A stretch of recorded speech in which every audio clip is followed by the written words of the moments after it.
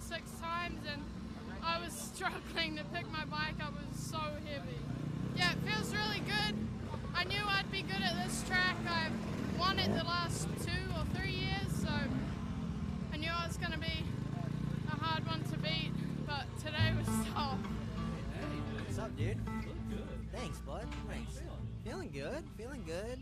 Some days feel old. Some days I feel young. Like, don't we all? no, it's good. No, I'm excited to be back. Like, been a busy summer with Caleb and all the guys, and just trying to go fast, man. Like, it's tough. Like, it's cool, I guess, training with everybody. Like, some days it's reality check. Like, it's good, but I like it. So, yeah, some days I feel like I still have the speed to win, no problem. So, yeah, excited to be back. It's like 7 months or something, or 6 months since I raced. So I'm pretty stoked. So, but yeah, I got like a pimp limp going on, and yeah, hip's good. So, swag. Yeah, swag for sure, dude. I mean, look at me, swagger, dude. 4th place is a good place to be for the first 2 laps, and after that, once you learn the track, it's time to go.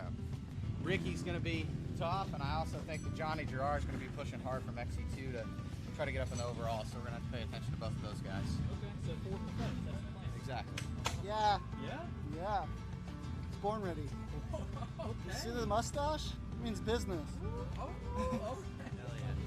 Piece of space. You're going to come up from the second row. I might see Stu out there. Okay. I hope I do. Yeah, I hope you do too, man. Good luck today. Thank you. I think today out at the track is going to be a mud fest. It's going to be rough. It's going to be slick. I think a lot of the riders are going to have a little bit of issues with the chop. Pits are going to be a slimy, slick fest, especially coming into our turn at the end. And it'll be interesting. We'll have a lot of entertainment sitting here. Okay, all right. Wish you the best of luck, KTM. Thank you, buddy. Hello. I'm stressed. You know what I mean? Because it's all on me at this point. He's doing everything he's supposed to do. I'm beyond stressed out. But, hey, it's part of the job, right? And I got a baby on the way, so my mama could call any minute saying, hey, we're having a baby. And I told him if he showed up and I wasn't here doing gas, I'm having a baby. I'll see him. He'd call me on the way home, let me know how it went. See you, brother. Oh. Ooh, nervous. No, not too late. I got time. Okay, I'm feeling good on Jordan Asher. You know what? No, I'm going to change that. Ricky Russell. DK, we know, we love him, had a heart attack Friday night. Ricky Russell's going to lay it down, do it for DK today. Ashburn second, Baylor third. I want to throw Thad in there. Thad's going to give me hell for not putting him in that top 3, but Thad's here to have some fun, I think. That's what Thad needs to do, have fun.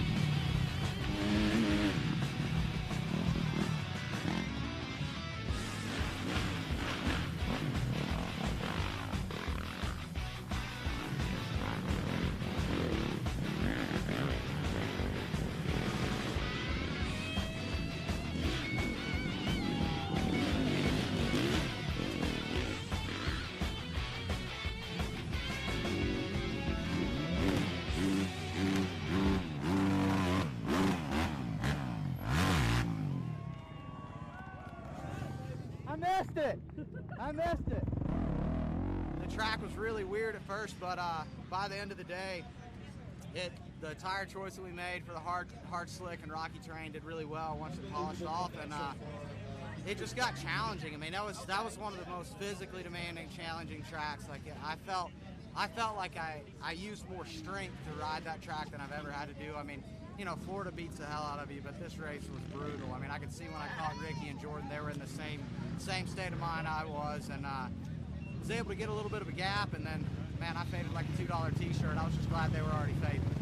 That last lap, it was my tongue was in my spokes, and Ricky was up there with us. Like all the old men were all in a train. So no, it was cool. Like I grew up racing XC2 with this guy to my left, and you know, Thad was a guy that was winning youth when I was in the youth here at the GNCC, and we've been at it a long time, and it's definitely been a hell of a career for all of us, and it's cool to see where our careers took us all. Proud of you, dude. Thanks, man. Nuts. Give him nuts. Give him nuts. Give him nuts. Come on. Yeah, there we go. Hold on him. Hey, he's got it on his hand. He's loving it. He was like, oh, she can have it. Little man's ready to ride him. Come here, Bob. I ain't got the energy to hold him. Too tired. It's like Gas. gas. I already feel it. Getting too old for this, dude. Didn't look on it. Make some noise for your top 3 in the overall! We gotta pop some bottles. Stu wasting no time. There it is. Bang! Popping bottles on the GNCC podium one more time. Your top 3, Thad Duvall, Jordan Ashburn, and Stu Baylor. All right, make some noise. Your top 3 out of the XC2.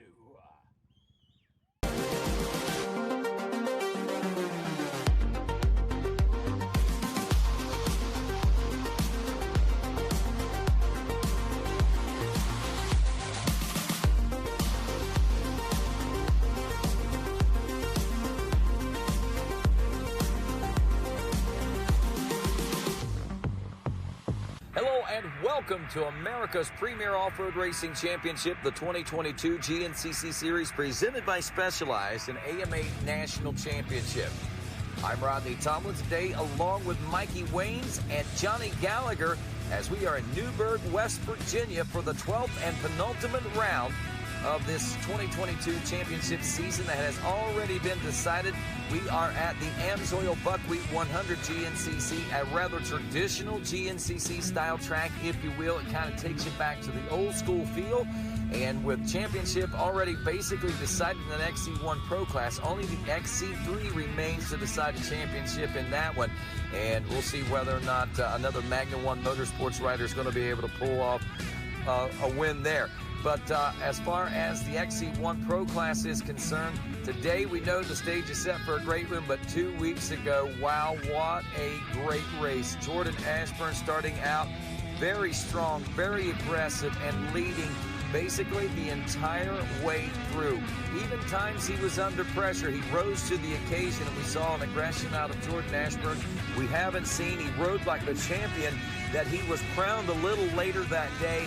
And of course, what an epic season this one has been, no doubt about it. When the season started, who knew that Jordan Ashburn would be crowned champion?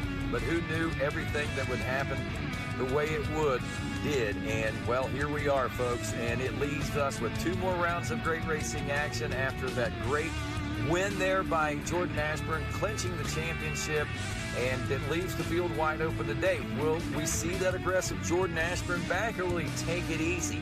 What's going to happen here in the mountains of West Virginia one more time, folks, before we head to the Ironman to settle the score for a lot of folks in a lot of different ways in that final round of racing. Again, it's going to be a good one here in Newburgh. The track is near perfect according to trail boss Ryan Eccles, but we'll get the course description from our junior trail boss here, Mr. Jared Bolton.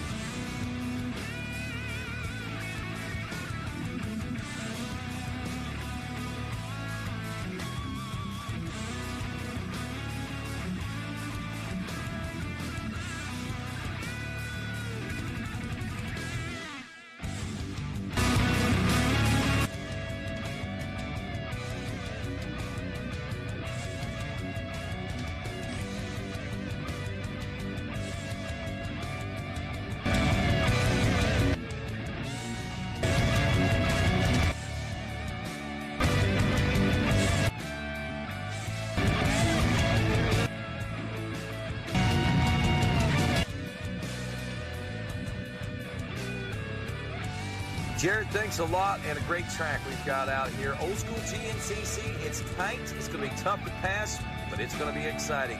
Stick around, we've got more GNCC to come on RacerTV.com.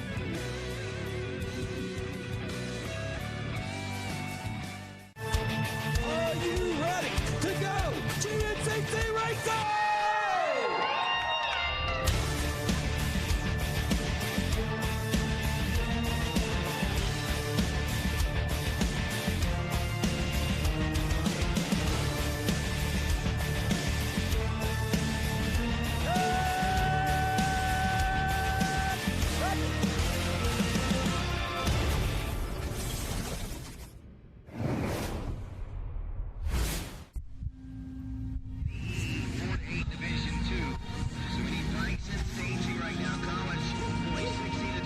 We all have our reasons to accomplish, to work hard.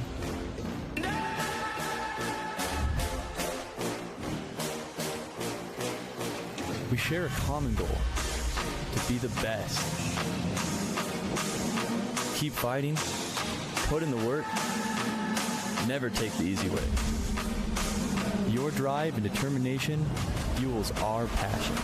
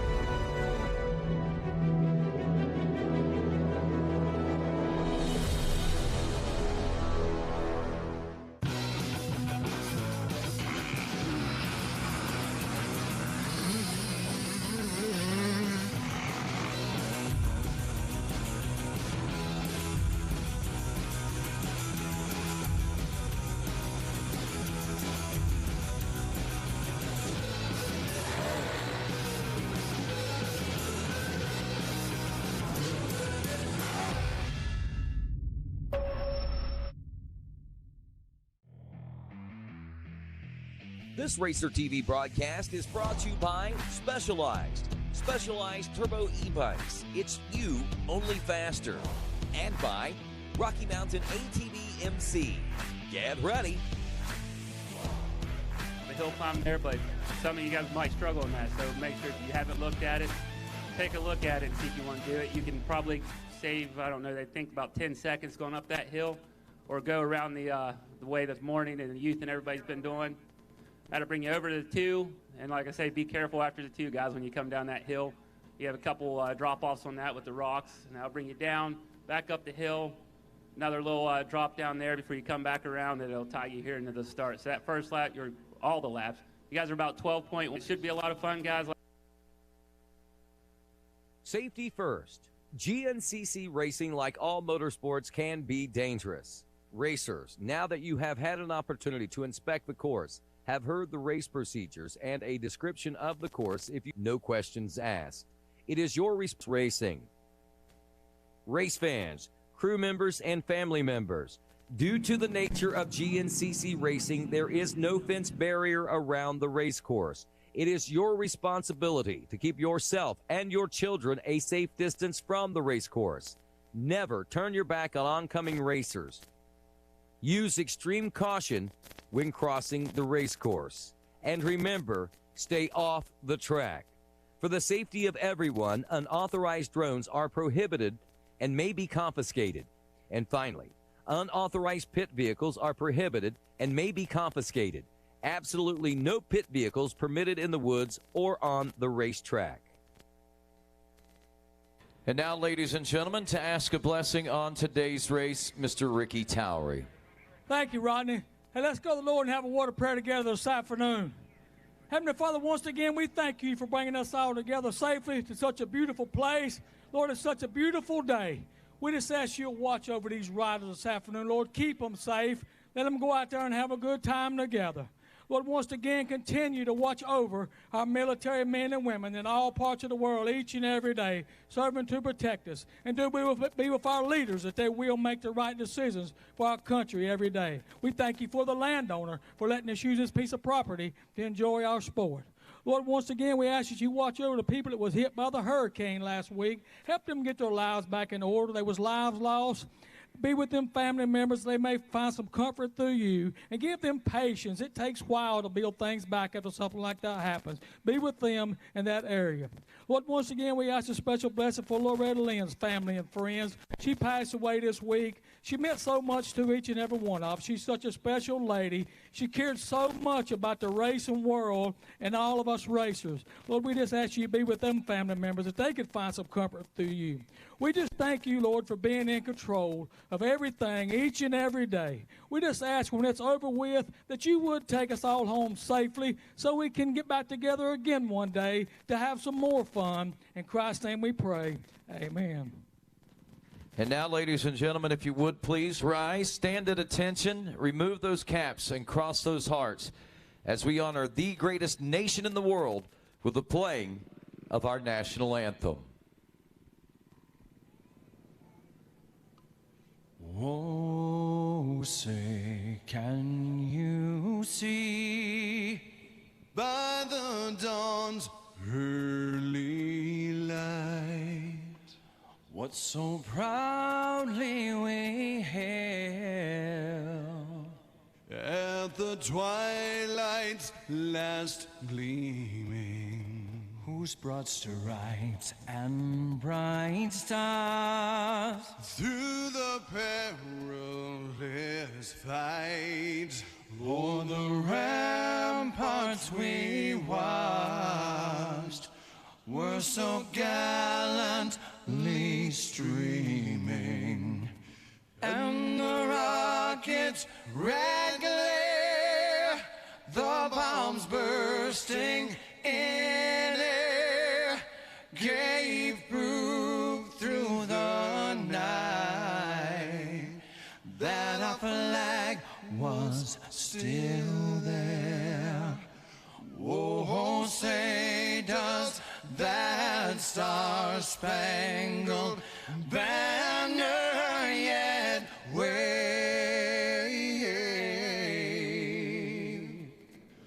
o'er the land of the free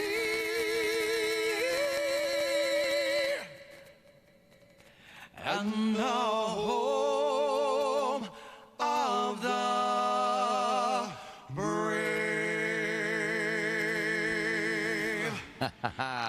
Yes, I heard it. Everybody seems to be excited as it is in the air today on a beautiful fall day here in almost heaven, West Virginia. Welcoming everyone once again along the World Wide Web at racertv.com to this GNCC live broadcast. Rodney Tomlin once again. Mikey Wayne's joining us here in just a few moments along with Johnny Gallagher as well. But right now, my friends, it's time to set our stage and get ready for racing action today. She's a light road #1 today, but the best riders in the world have all converged to right here in Newburgh, West Virginia for this AMSOIL Buckwheat 100 GNCC. And rolling to the line today in accordance to points to the first 11 rounds of GNCC racing here in 2022. Your newly crowned Grand National Cross Country Champion aboard the #3 from Livingston, Tennessee on the Magna One Motorsports Husqvarna, Jordan Ashburn.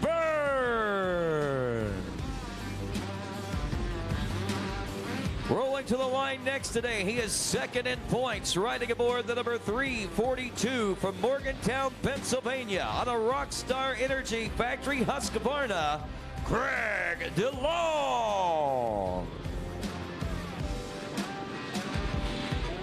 He is counted 5th in points, riding aboard the #212 from Duval, Washington on a Coastal Gas Factory racing machine, Ricky Russell.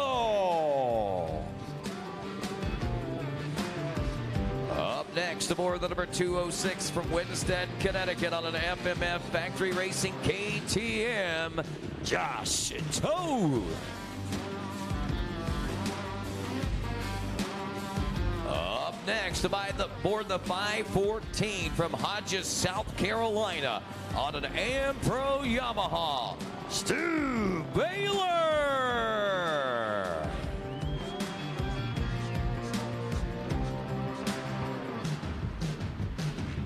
One of West Virginia's own, riding aboard the number 989 from Williamstown, West Virginia on a Rockstar Energy Factory Husqvarna, Bad Thad Duval.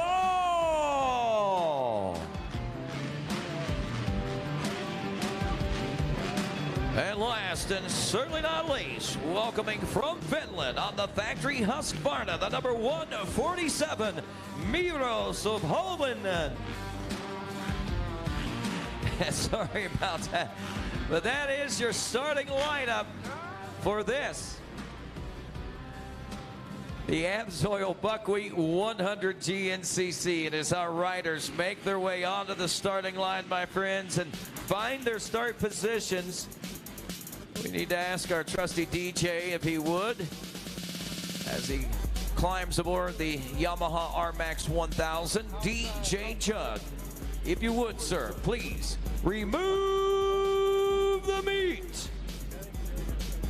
That's right, the Monster Energy Activation Transport making its way off the starting line right now, AKA the meat, as the stage is set and racing action is ready to roll here in this 12th round, what we call the penultimate round of the championship season. This and one more to go, our next to last round. The championship has been decided up front, but I'm sure a few things still to be decided a little further back, and still an XC3 125 Pro-Am championship to decide here today as well, as Ricky Towery is about ready to get things underway here. And there he is, making his way out from around that first turn, and already, my friends, ready to signal these riders 1 minute before the start of today's big battle. Who's it gonna be? Can Jordan Ashburn keep it going? Will someone else rise to the top today? As we wait for that blue flag and the hush to go across the starting line here as we approach 30 seconds and the dead engine call. There it is, my friends. Shut them down, shut them down, shut them down. As we are about ready to go, and I gotta ask you, race fans, are you ready to go GNCC racing? I heard like 3 people whistle. I think we could do a lot better than that. We're in West Virginia, once again, the birthplace of GNCC. So I'm gonna ask you one more time. Are you ready to go GNCC racing? 10 seconds. And row number 1, the XC1 Pro, will be off and rolling at the AMSOIL Buckwheat 100 GNCC.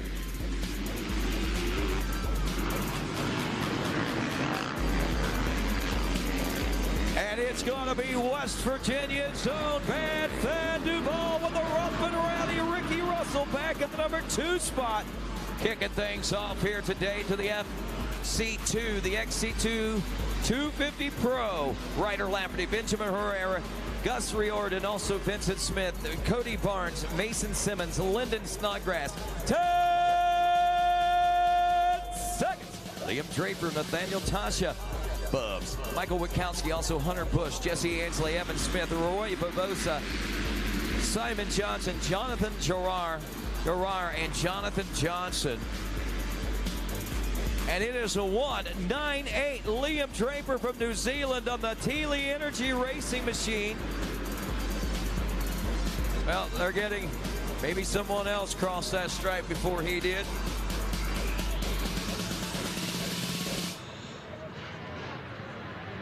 Benjamin Herrera, I guess, gets credit. We're on the FMF XC3 125 Pro-Am, less than 10 to go on this one. Toby Cleveland, Brody Johnson, Eli Childers, Max Fernandez, Dakota DeVore, Jason Lipscomb, Max Reimer, and Jake Froman, and a championship on the line today as we roll head first into that first turn. 4.90.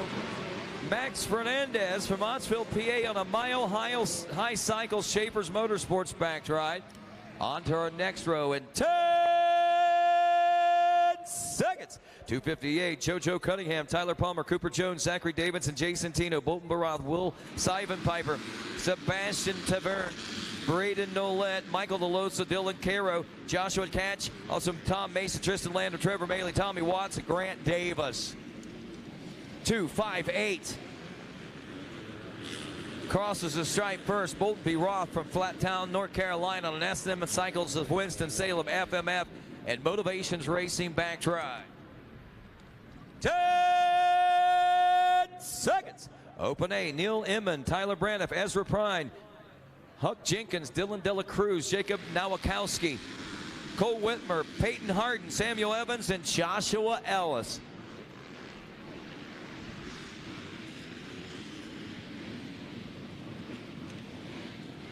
.222 on, that might have been Peyton Harden, I'm not real sure, on a Stamping Ground Kentucky on the Trigger Concepts backs, right? As we go to the 4-stroke A lights class. 10 seconds. Ryan Piper, Levi Elliott, Caleb Baltimore, Chase Landers, Russell Smith, Ty Ely, Matthew Hollenbeck, Mitchell Owenby, Luke Brown, Justin Leonard, Zachary Hugo, Matthew Davis, Cole Forbes, Lane Whitmer, Cameron Madison, and Peyton Feather rounding the first turn now. And it is the 587 of Lane Whitmer from Amity, Pennsylvania, Coastal Husqvarna Bicom Moose Racing Machine. So 150 A class, light today, but Jimmy Pruder, David Johnson, and Jack Walker in 10 seconds.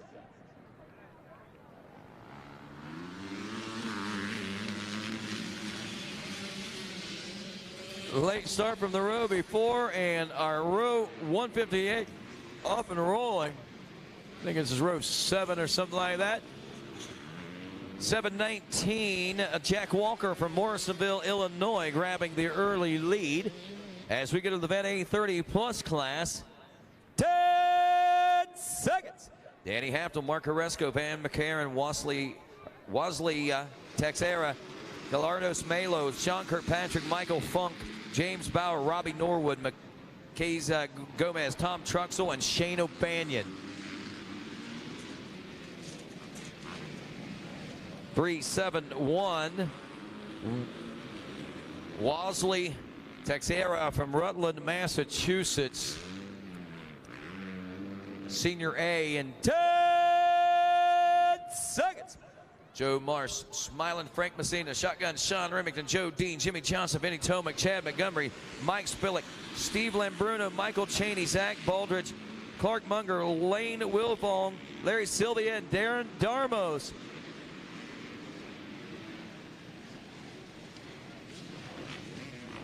Mike Spilak from Bentleyville, PA, I think might have crossed that whole shot stripe first. It's Junior A 25 Plus class coming up next. 10 seconds. Evan Maynard, Adam Machinsky, Charlie Hugel, also Billy Kibler, Matt Servan, Andrew France, Gregory Funk, Brady Myers, Jonathan Harker, Cody Meeks, Andrew Boggs, and Braden Moore. Charky Hugel.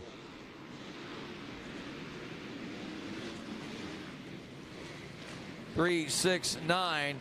Hugel out of Cooperstown, PA. I think that's what we used to call him, Charky, if I'm not mistaken. We got 250B coming up next. 10 seconds. Andrew Inman, Chandler Taylor, Nicholas DeFeo, Bane Croft, Caleb Lane, Ty Atkinson, Hunter Sutton, Logan Pellegrini, Caleb Hines, Blade Schmidt, Colby Kimbrew, and Caden Sims.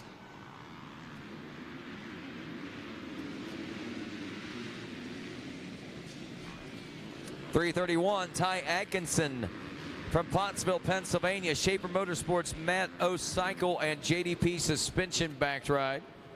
to the Open B class coming up next. 10 seconds. Dylan Fleming, Austin Hoveheader, John Wood, Colton Kuntz, is Isaac Prunty, and Jacob Maynard.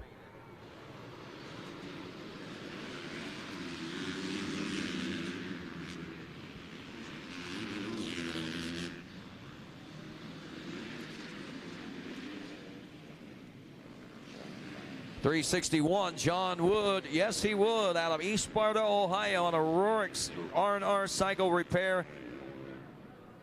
Back to ride, and 10 seconds for the four-stroke B lights. Landon Beatty, Ryan Deal, Thomas Allen, Wade Tucker, Nicholas Thompson, Brock Belsel.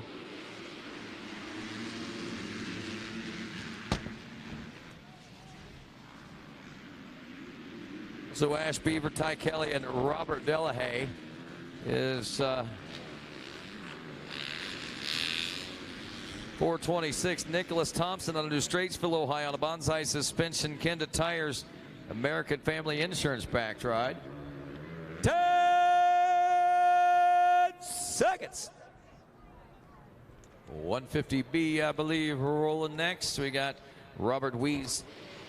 Yep, that sounds like it. Brady Beerbaum, Gavin Hampton, Ranger Emmons, Thor Powell, Austin Sakanikas, Andrew Seegers, and Owen Barnes. And your early leader, the 216 of Robert Weiss out of Woodland, New Jersey. Beautifully executed start there by the young man. 10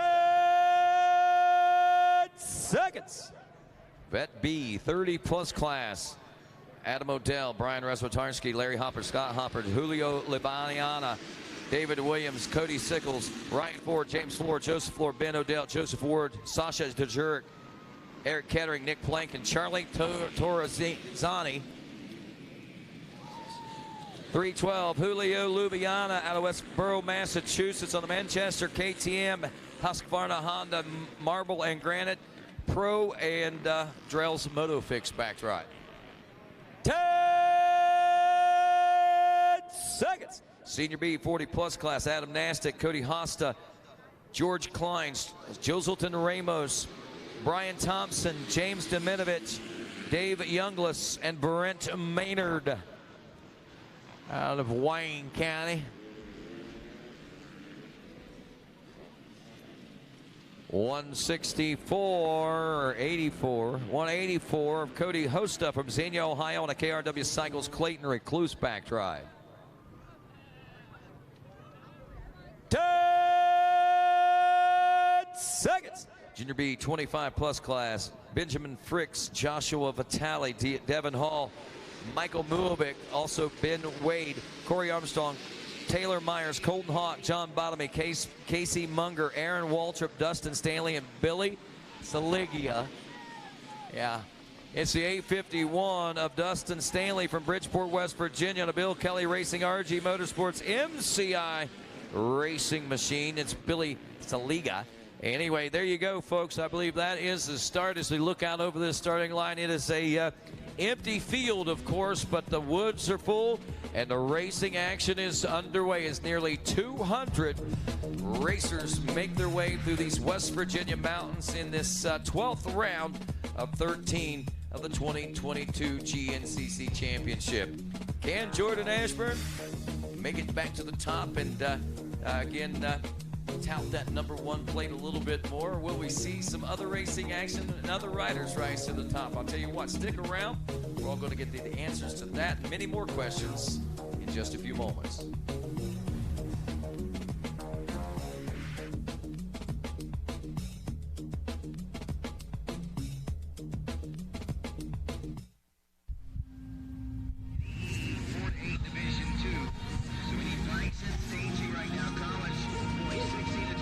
We all have our reasons to accomplish, to work hard.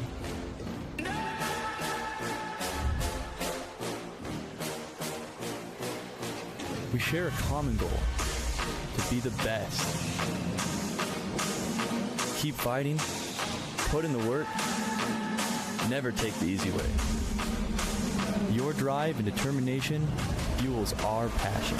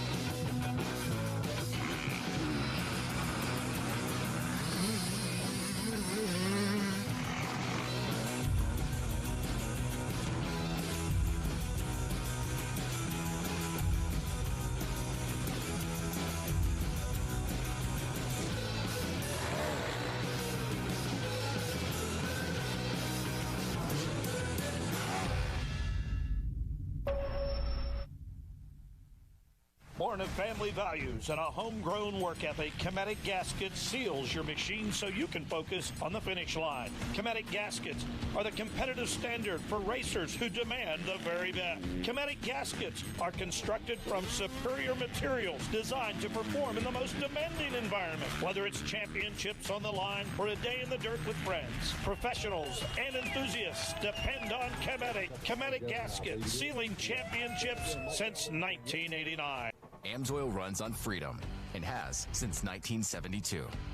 We punish our products firsthand in our world-class laboratories and beyond, because some things can't be learned from a test tube. Run with us.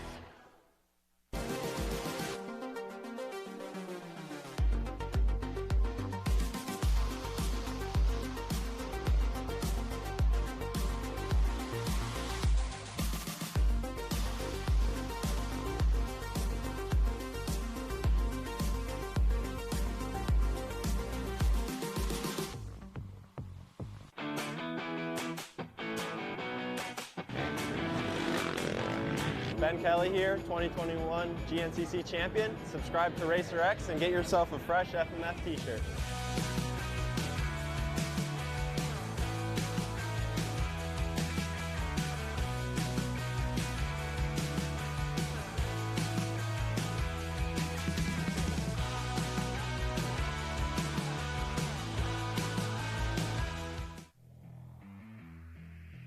This Racer TV broadcast is brought to you by Specialized Turbo e-bikes. It's you, only faster. And by Rocky Mountain ATV MC. Get ready.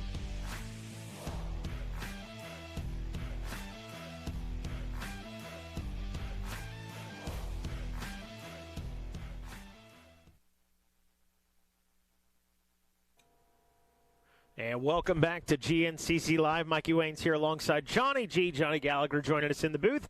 And you guys have already heard from our colleague Rodney Tomlin down on the starting line with those iconic 10-second calls, looking at the Method Race Wheels, Method Alley. And again, want to welcome you here to the AMSOIL Buckwheat 100 here in Newburgh, West Virginia, CJ Raceway, the Jennings family farm, whatever you want to call it. We're calling it this round of GNCC. To get us started, we're going to take a look at the Specialized start recaps. Things getting a little wild there in the XC1 in turn number 1, as you'll see here in just a second. So off and rolling, if you're just joining us, obviously, you know, Jordan Ashburn wrapping up the national title just a couple of weeks ago. And but going up, grabbing the whole shot, how about it? The Rockstar Energy Husqvarna, the 989 to Thad Duvall, grabbing a fistful of throttle, the early lead into the woods. And we'll talk a little bit more about this track a little more in depth here in a moment. But taking a look here at the XC2 class.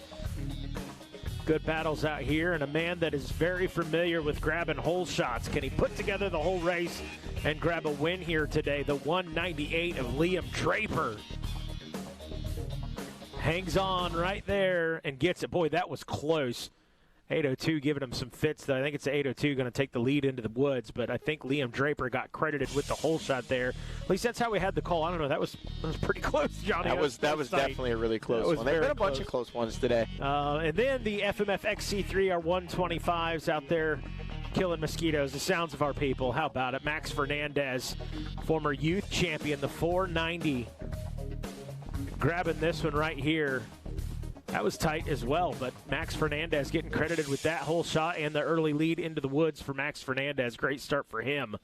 See if he can put together a nice 3-hour race. But there you go, your Specialized start recaps if you're just joining us on Racer TV. Again, want to welcome you out here. And boy, you know Thad Duvall, he got that taste of a podium and wants a win badly. We'll see if he can do it.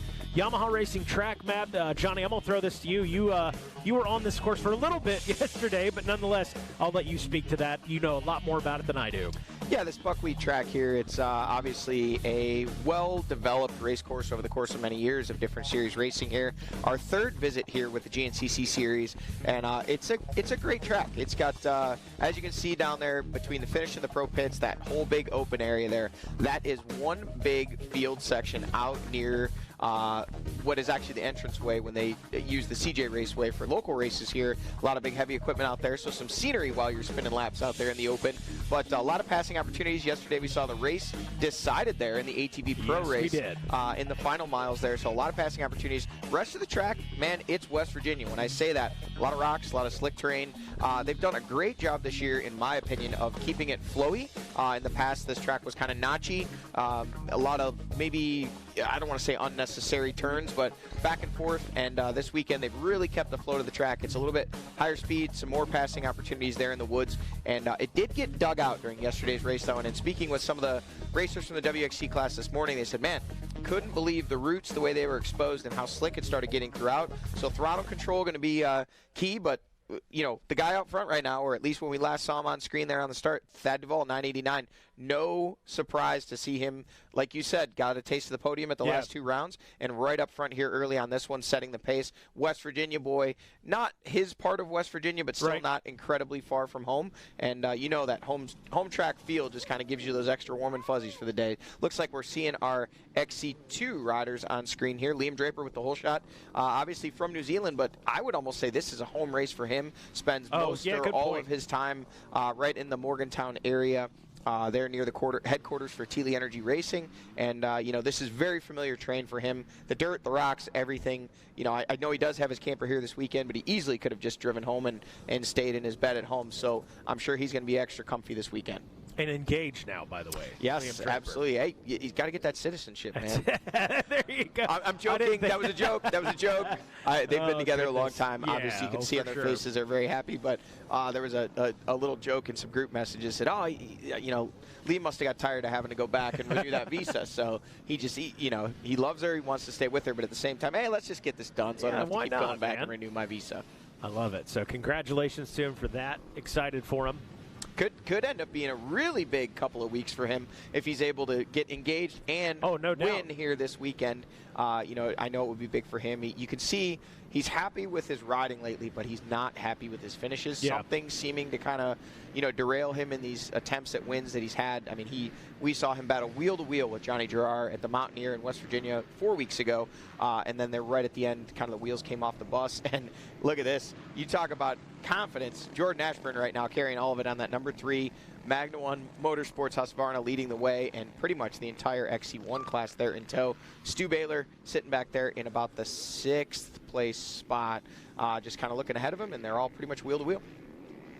Looking good. How about that for Jordan Ashburn, man, coming out, wraps up the championship, coming out here and leading this one, and getting out in front of Thad Duvall, and had a little checkup from the neck up there as they were coming into the finish. Wanted to see who was over his shoulder. So you talk about a guy riding house money right now. I mean, it's wrapped up. It is what it is. Feels good, and leading this one. Yeah, absolutely. You know, that's got to be an amazing feeling for him. I had the opportunity to speak with him after the race, and Mikey, I don't know if he did with you as well. I saw you had some stuff on social media, but he actually went out of his way, saw me across the, you know, the pits, and came over and said, hey, I want to thank you for what you said on Racer TV. He said, I don't do social media. I don't do the drama. I don't get on the forums, which I don't even know if those are a thing anymore, to show you the last time Jordan was engaged in that kind of thing. And he said, but, you know, a lot of people have told me that, you know, you and Mikey and the guys really kind of stuck up for me when there were some naysayers online saying about, you know, oh, well, this, that, or the other thing. We've talked about it. We don't need to say it again. But that's just the kind of guy he is, to go out of his way, just won his championship, and to go out of his way to say, hey, I want to thank you guys for everything you did for me and said. And just a solid dude, and great to see it pay off for him with his first GNCC overall championship. Look at this, wheel to wheel to wheel to wheel. And we talked about it at the last race. Like, when's the last time we've seen this? Well, granted, it's only lap 1, but even still, normally we don't see these guys this close on lap 1. And I think that the commonality of it might be Jordan Ashburn getting to the front. He's got that confidence. He's not trying to sprint away. He's confident he can win these battles late race, so he sets a pace. If somebody kind of gets racy, he goes, reels them in, gets back in front of them, settles the pace back down. And I think he'd rather Mr. Consistency go the duration and let it pan out. You know, it's interesting. In that same note, we talk about, like you said, Mr. Consistency. Well, with that comes, you know, obviously he's not hurt. He lines up every round. But with that comes, he's rarely not on 2 wheels. He rarely goes down, rarely makes a mistake. So he's that kind of guy that can get out front. And if you are the guy trying to force Jordan Ashburn into a mistake, good luck. It's probably not going to happen. yeah, you might have a better chance of, you know, trying to bluff the world's greatest poker players because Jordan Ashburn is rock solid. We've seen him, you know, even going back, I mean, the list goes on and on. The battles he had with Caleb Russell. Yes, maybe some other guys have come out on top of those battles for wins, but it was usually because of just a very, not aggressive in the sense of dirty or anything, but they had to take it away from Jordan. Jordan will almost never give it to you. You have to work for it. You have to physically pass him. You're not going to put pressure on him, and he's not going to wash the front or blow a line or anything like that. He is weathered in this form of racing. You know, we talked about how long he's been here, how much experience he has throughout the ranks, and obviously in this XC1 class. And he's just rocks out. Look at this. Ricky Russell getting racy now. He has a run on Josh Toth there, the number 206 in the third spot. Ricky Russell in fourth. Craig DeLong, the 342 in fifth. And there is Stu Baylor on the 514 Ampro Yamaha in sixth. And that is your top six as they run. Not sure exactly how many XC1 racers we had, but I think that might be all today. It's getting close. Taking a look at timing and scoring, Lyndon Snodgrass checked in on adjusted time since third in the overall and obviously leading that class. Johnny Gerard second in the XC2 and sixth in the overall on adjusted time early in this one. Yeah. Liam Draper ninth and Ryder Lafferty 10th. So you got, what, 1, 2, 3, 4 XC2 guys in your top 10, which makes sense because you don't really have a full group of XC1 riders, but nonetheless still some guys in there really mixing it up with the XC1 right now. Yeah, and I'm really curious to see how that XC2 class plays out. Obviously, Lyndon Snodgrass with the championship on the line. Johnny Gerard out here for one reason, well, two reasons. One of which, make a statement. You know, he's won every race he's entered this year. Obviously, with that injury, missing out on most of the season. Yeah. To kind of prove a point, you know, that, hey, he is still or was still the dominant rider in that class. And number two, bonus money. I mean, these guys get paid to win. For sure. And Johnny's spending quite a bit of the year on the couch. You know, he was missing out on those opportunities, and certainly, you know, wanting to. Looks like Simon Johnson. There is Mason Simmons. There is the rest of that XC2 class coming through. All these guys hungry to get their name up there. Saw Cody Barnes go by. Looked like maybe Rudy Barbosa. There is, not sure who those are. 22. That is Benjamin Herrera, rider out of Chile. And we should see our XC1 guys coming down here at the 2-mile marker. This is, the camera shot doesn't really do it justice, but just up at the top there's a couple gnarly rock ledges with big old boulders sticking out of them, and it's a blind corner coming down. So I'm sure these guys have all pedaled the track. They know what's there, but if you're not, man, it'll catch you off guard. Jordan Ashburn still leading the way and starting to stretch it out a little bit over Thad Duvall. When I say a little bit, I mean by bike lengths. Then it's Toth, Russell, and Craig DeLong on the 342 Rockstar Husqvarna. So the top 5 now have stretched it out a little bit over the 514 of Stu Baylor. And I tell you what, Stu, we know he gets stronger as the race goes on, but that's a dangerous position to be in where he's at right now. He can still see those guys, and maybe it was just, you know, he might have stalled it, washed the front in a corner, got up quick. But if he continues to lose just that little bit of gap, man, it's so much harder to pace yourself, so much harder to have to pick all your lines and do everything on your own. And look at this, now he's getting caught by the 178 of Lyndon Snodgrass. So Snodgrass is getting closer to those front XC2 guys. And Liam Draper now up into the number 2 spot. He has gotten around the number 1 of Johnny Gerard. So a little shake up there in the XC2 class with Draper moving up. And third place looks like it is one of those Phoenix Hondas. Wasn't sure that was there. There's another one of the Phoenix Hondas. We do know that looked like maybe Mike Wachowski, Simon Johnson. Hard to see from these angles, but one of the beta guys there. Not sure if that's Evan Smith or Jonathan Johnson. I think it was Jonathan Johnson because it was fly gear. And there is Benjamin Herrera out of Chile on the 147. Not sure who we've got there, actually. XC2 rider looked like it was. We should see our XC3 starting to come through. Jesse Ansley on the 328 Trail Jesters KTM. If you follow Jesse on social, he had a little confidence after last weekend's Enduro. He's been struggling, claw his way back to top form. Had I believe it was 7th overall at the Enduro, and was pretty pleased with his results there. So we'll look for a little bit of a, firm performance for him today. Try to find some footing. No, he's been, like I said, slipping, trying to find his form and get himself back after some injuries. Needs it. Got to shout out this camera shot. Does justice to the speed they carry in through the woods as they were dipping down in there. We don't normally get that. Live drone coverage is amazing, but it doesn't do it justice to the speeds they're running as we get into this open section right here.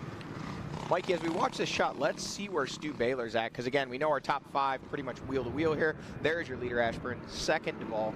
Third, Toth. Fourth, Ricky Russell, charging his way through the dust. And right on his rear wheel there, Craig DeLong in 5th. And what is the gap back to Stu Baylor, and is he losing ground? He's stabilized it since our last camera shot. Hasn't lost any more ground, but don't think he's made any up either. And I will tell you this right now. If these guys don't lose Stu Baylor soon, it's going to be a long day for him because, you know, we do know he absolutely, and his brother Grant, who's not racing with us today, they both get stronger as the race goes on. So if they're in sight of the leaders, you know, at the hour mark, it's going to be a long day for the guys in front of them. Here through the GPC Tires pit stop area, Toth again on that 2023 KTM 350, starting to put a little bit of pressure on the back of Thad Duvall, and there are 4 and 5, and there is Baylor in 6th.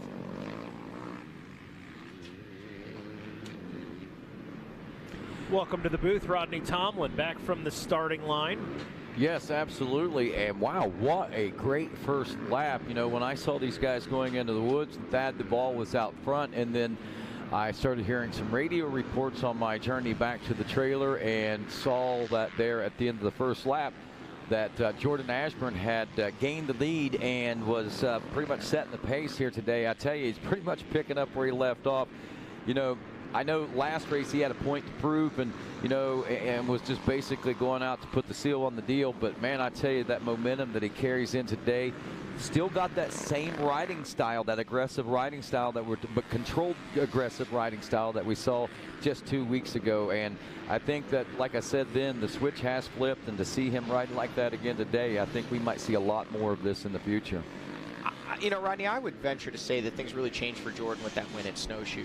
Not just, I mean, surely things changed when obviously the champion, and now Johnny Gerard's gotten backer on Liam Draper, so things are hot and heavy in that XC2 class. They're wheel to wheel and a lot of passing and a lot of bar banging going on there. That's actually Ryder Lafferty in the number 4 spot, and that is Cody Barnes, and 35 is Angus Riordan there in 5 and 6 in that XC2 class. So these guys, again, the top 3 wheel to wheel, and then 4th, 5th, and 6th, all right there together banging bars. But things, I think, for Jordan, when he won that race at Snowshoe, you know, that was the big, you know, kind of thorn in his side. Yet he had never gotten that win, and I think he would be silly to not see the confidence that he has gained as a result. He's not only as solid as he's ever been, but he's more aggressive. He just exudes confidence on the bike when he's riding. He's always been, we talked about it, hard to pass. He's not going to make those mistakes, but now he seems to be the guy that's going for the line. He's the one going for the passes when you don't expect to see that. You expect to see Jordan always, you know, Rodney, if we even think back to his days on Ampro Yamaha, a bullet out of the starting gate, you know, or off the line. He would get out front, he would put in these big sprints early, and then things would just kind of, you know, materialize around him, and he would just never seal the deal. Now it's like when he does get the start, he doesn't try to sprint away. He's confident, saying, hey, I can go 3 hours with these guys. I feel like I'm the guy to beat, so why take any chances? Why take any risks? Make them beat me. Absolutely, and it's obviously working out well for him. Since then, mile marker number 5, the Monster Mile, the coal pile. And it looks like Stu might be tightening things up there a little bit, Johnny. He must be listening to our broadcast. And he said, well, you know, those guys know a lot, and I don't want to have to charge from behind and catch these guys later, so I'm just going to get sucked back up in there into the draft and kind of cruise with these guys. But I tell you what, all these XC1 guys need to keep an eye in the rearview mirror, because this guy right here, the 178 of Lyndon Snodgrass, he's trying to run and hide, but he's also just, here's the rev limiter of that Coastal Racing Gas 250 and that Telia Energy Racing KTM 250 behind him, just saying, hey, we're here, we're not going anywhere, let's go catch those XC1 guys. And they are on a torrid pace right now. And actually, that's not Ryder Lafferty, that is I believe Rui Barbosa, then Cody Barnes. I don't know if you've noticed the overall or not yet, but Snodgrass is posted at 2nd or 3rd place overall right now, only a 2nd behind Thad Duvall. And whenever you put the math to it, it's actually a ½ second behind the pace that Thad Duvall put down, which was basically about a 2nd off the pace, 2.5 off the pace of Jordan Ashburn. So Snodgrass, when you look at the big picture, when they came through the finish line, was basically less than 2.5 seconds away, actually about 2 seconds off the pace of Jordan Ashburn as far as a time adjustment. So at any given point on this lap, Johnny and Mikey, we could theoretically say that he is leading this race on adjusted time. Yeah, and we'll definitely have to keep an eye on that. I also like to find out who 147 is on the Husky. That's the rider from Sweden. I butchered his name on the starting line. Okay, Sweden Husky guy. Yeah. Looks like he's on a Rockstar Husky there. Looks like he's on a factory bike, if I'm not mistaken. I was told Leo or Eo? Miro Savonen. Savonen, yes. So that is our visiting rider here with us this weekend. So that is actually an XC1 rider, obviously with the red number plate. Here comes some more of our XC2, maybe starting to mix in with our Finland. XC3s. He's from Finland, sorry. Finland. That's actually XC3 there. So these guys battling look like maybe Brody Johnson coming by there. Obviously already having wrapped up that title in the XC3 class. Is he still in the XC3 class, or is he out there in XC2? I didn't get to see the start list before we went out. But again, the spoil piles here at the Monster Mile. It was yesterday. It was pretty interesting. They really changed that up. It used to just be kind of two parallel lines. I didn't actually get out on Friday and preview the course. Wasn't feeling the best, and just kind of flew it blind. And on lap 1, I came through expecting one thing, and as you can see, the fastest line kind of goes all the way to the bottom and then works its way back up. There's Max Fernandez on line. That looks to be. Oh, actually, Miro Savonen, that rider visiting from Finland, was actually a part of Finland's Motocross the Nations team we're seeing there. So obviously a double threat, as capable on a moto track as he is here in the woods of GNCC. We'll have to do some research, but I'm guessing this is his first GNCC race. I don't believe I've heard the name before. There's the 704 of Tristan Landrum on screen out of one of our A classes there here at the 5-mile marker. Well, just 34 minutes now into an expected 3-hour battle here in the mountains of West Virginia. Jordan Ashburn has already clawed his way to the front of the pack and setting the pace on the day. Thad Duvall back in the number 2 spot. But on an overall adjusted time, Lyndon Snodgrass is a mere 2 seconds out of the overall lead. What's going to take place and shape up as far as this day is concerned? We'll stick around to find out. GNCC Live continues after this.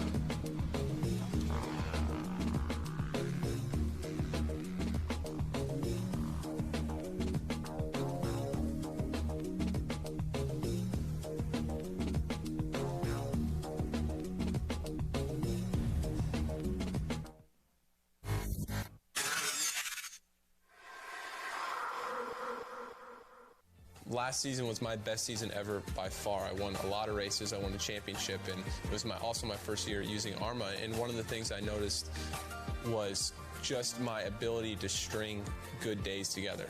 You know, like especially in the summertime in Florida where you're riding every day and the heat index is 108 degrees and you're doing 230s and going to the gym and bicycle and all that stuff. I think in the past I've been super inconsistent day to day. Yeah, I may have a good race here or a good day during the week there, but overall I think where I improved the most was my consistency and my recovery.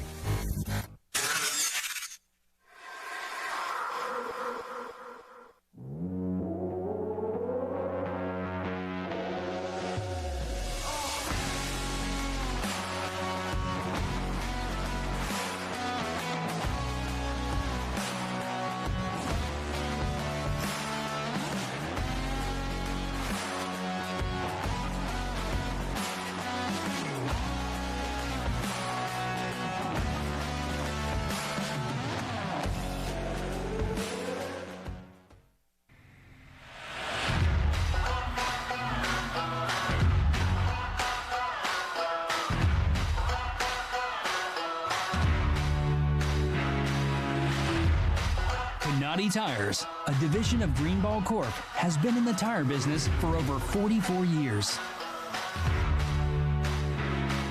We're passionate about developing quality tires that perform great and bring extraordinary value to our customers.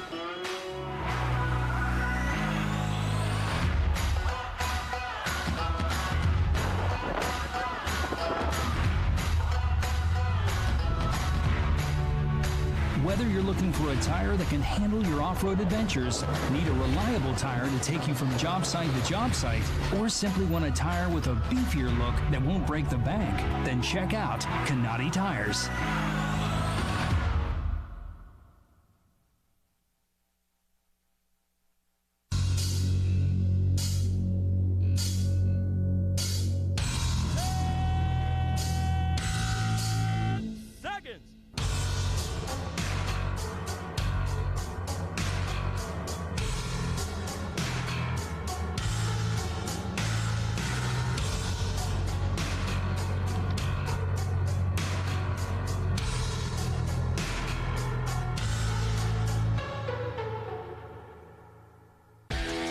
USMCA has been connecting riders to certified coaches since 2016. There are over 300 active certified coaches on motorcyclecoaching.org, and we recently launched our new mobile app, making it easy to connect with a coach and book your next training session. So here's what you do. Download the Motorcycle Coaching app, then search for coaches and upcoming classes. Once a training session is booked, riders have the option to pay for their class and even get a calendar reminder that will automatically sync to their phone. Get connected today.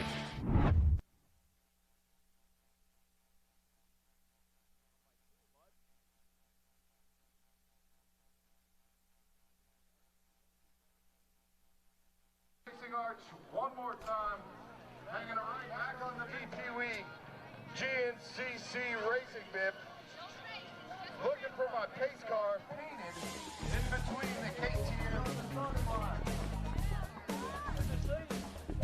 Well, as you can see, our EPW Racing, another great spectacle on a Saturday night here in the GNCC Racing Nation, bringing out droves of youth riders and all those electric bicycles, all honing the racing skills at such a young age, and if nothing else, having the times of their lives on a Saturday night at GNCC Racing. Whoa, whoa, whoa. What do you mean if nothing else? This is serious. Have you not seen these kids? Like, they are in there running it in. There's elbows being thrown. I mean, they all high five after the race, but they will rather run over their mother than get past the track. That is for sure. There's mom right there.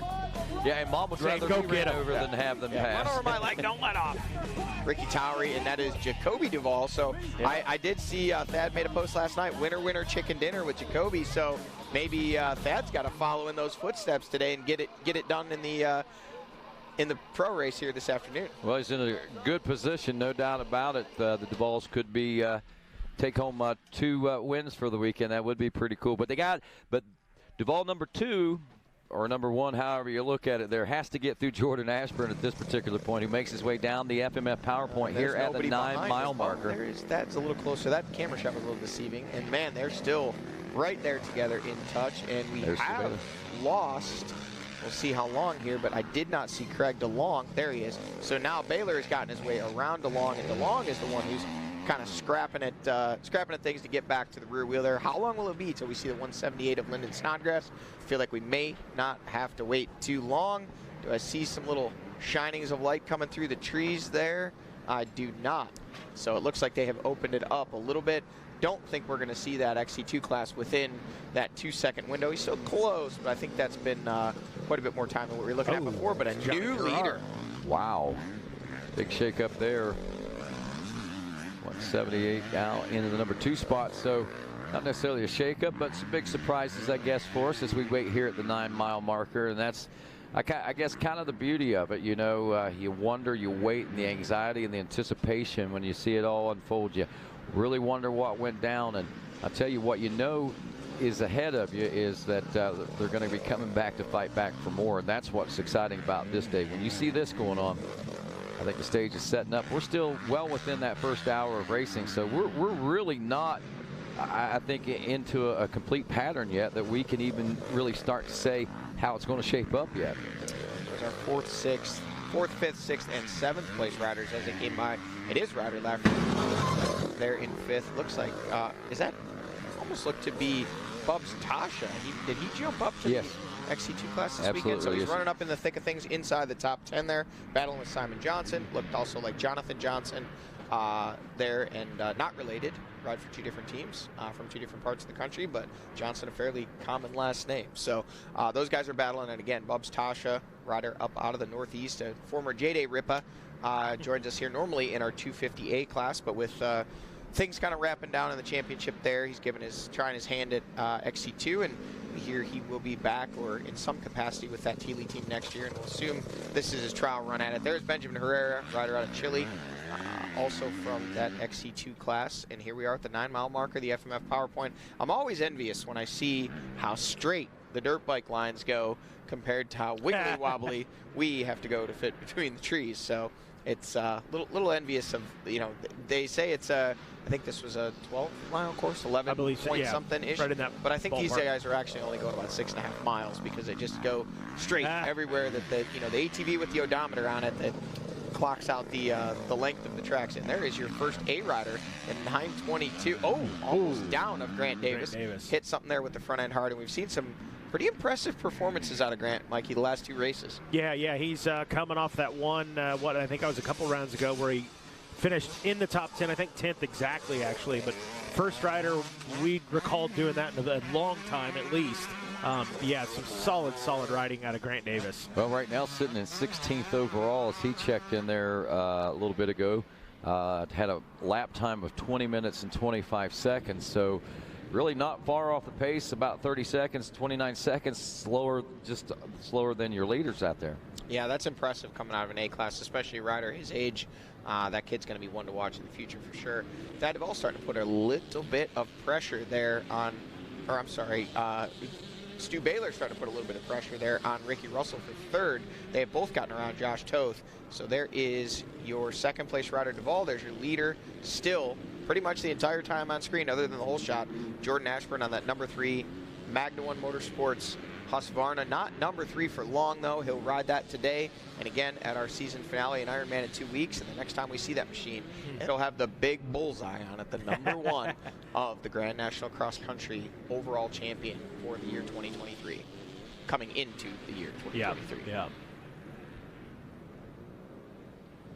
This section here we talked about a little bit earlier on screen is where, when we were looking at the track map, this is where that pass took place. Just after that rocky ditch, you see that they're kind of jumping over there, coming down. Bryson started setting up that pass yesterday, so we'll keep eye on this section. You know, the bike guys have some more opportunities in the woods to pass than the ATV guys do, but these corners right here were the tail of the tape yesterday for the ATV 2-hour pro race. Man, everything's spaced out just about exact between those top 4 right now. Nobody really pushing to get up there in the fight yet. There's something to be said for that too, though. You know, Mikey, there's a lot of rock in this course, and as much moisture as there is in the ground, even the dirt itself is pretty heavy, and getting roosted by a 350 or 450 machine, you know, it's a lot like getting shot with a shotgun. I was going to say, so like buckshot, birdshot. Yep, you want to stay just out of that roost zone, and you see things tighten up when there's an opportunity for passing, but when it's kind of, you know, follow the leader, you might want to follow him just a couple flight minutes back. Not mad at him.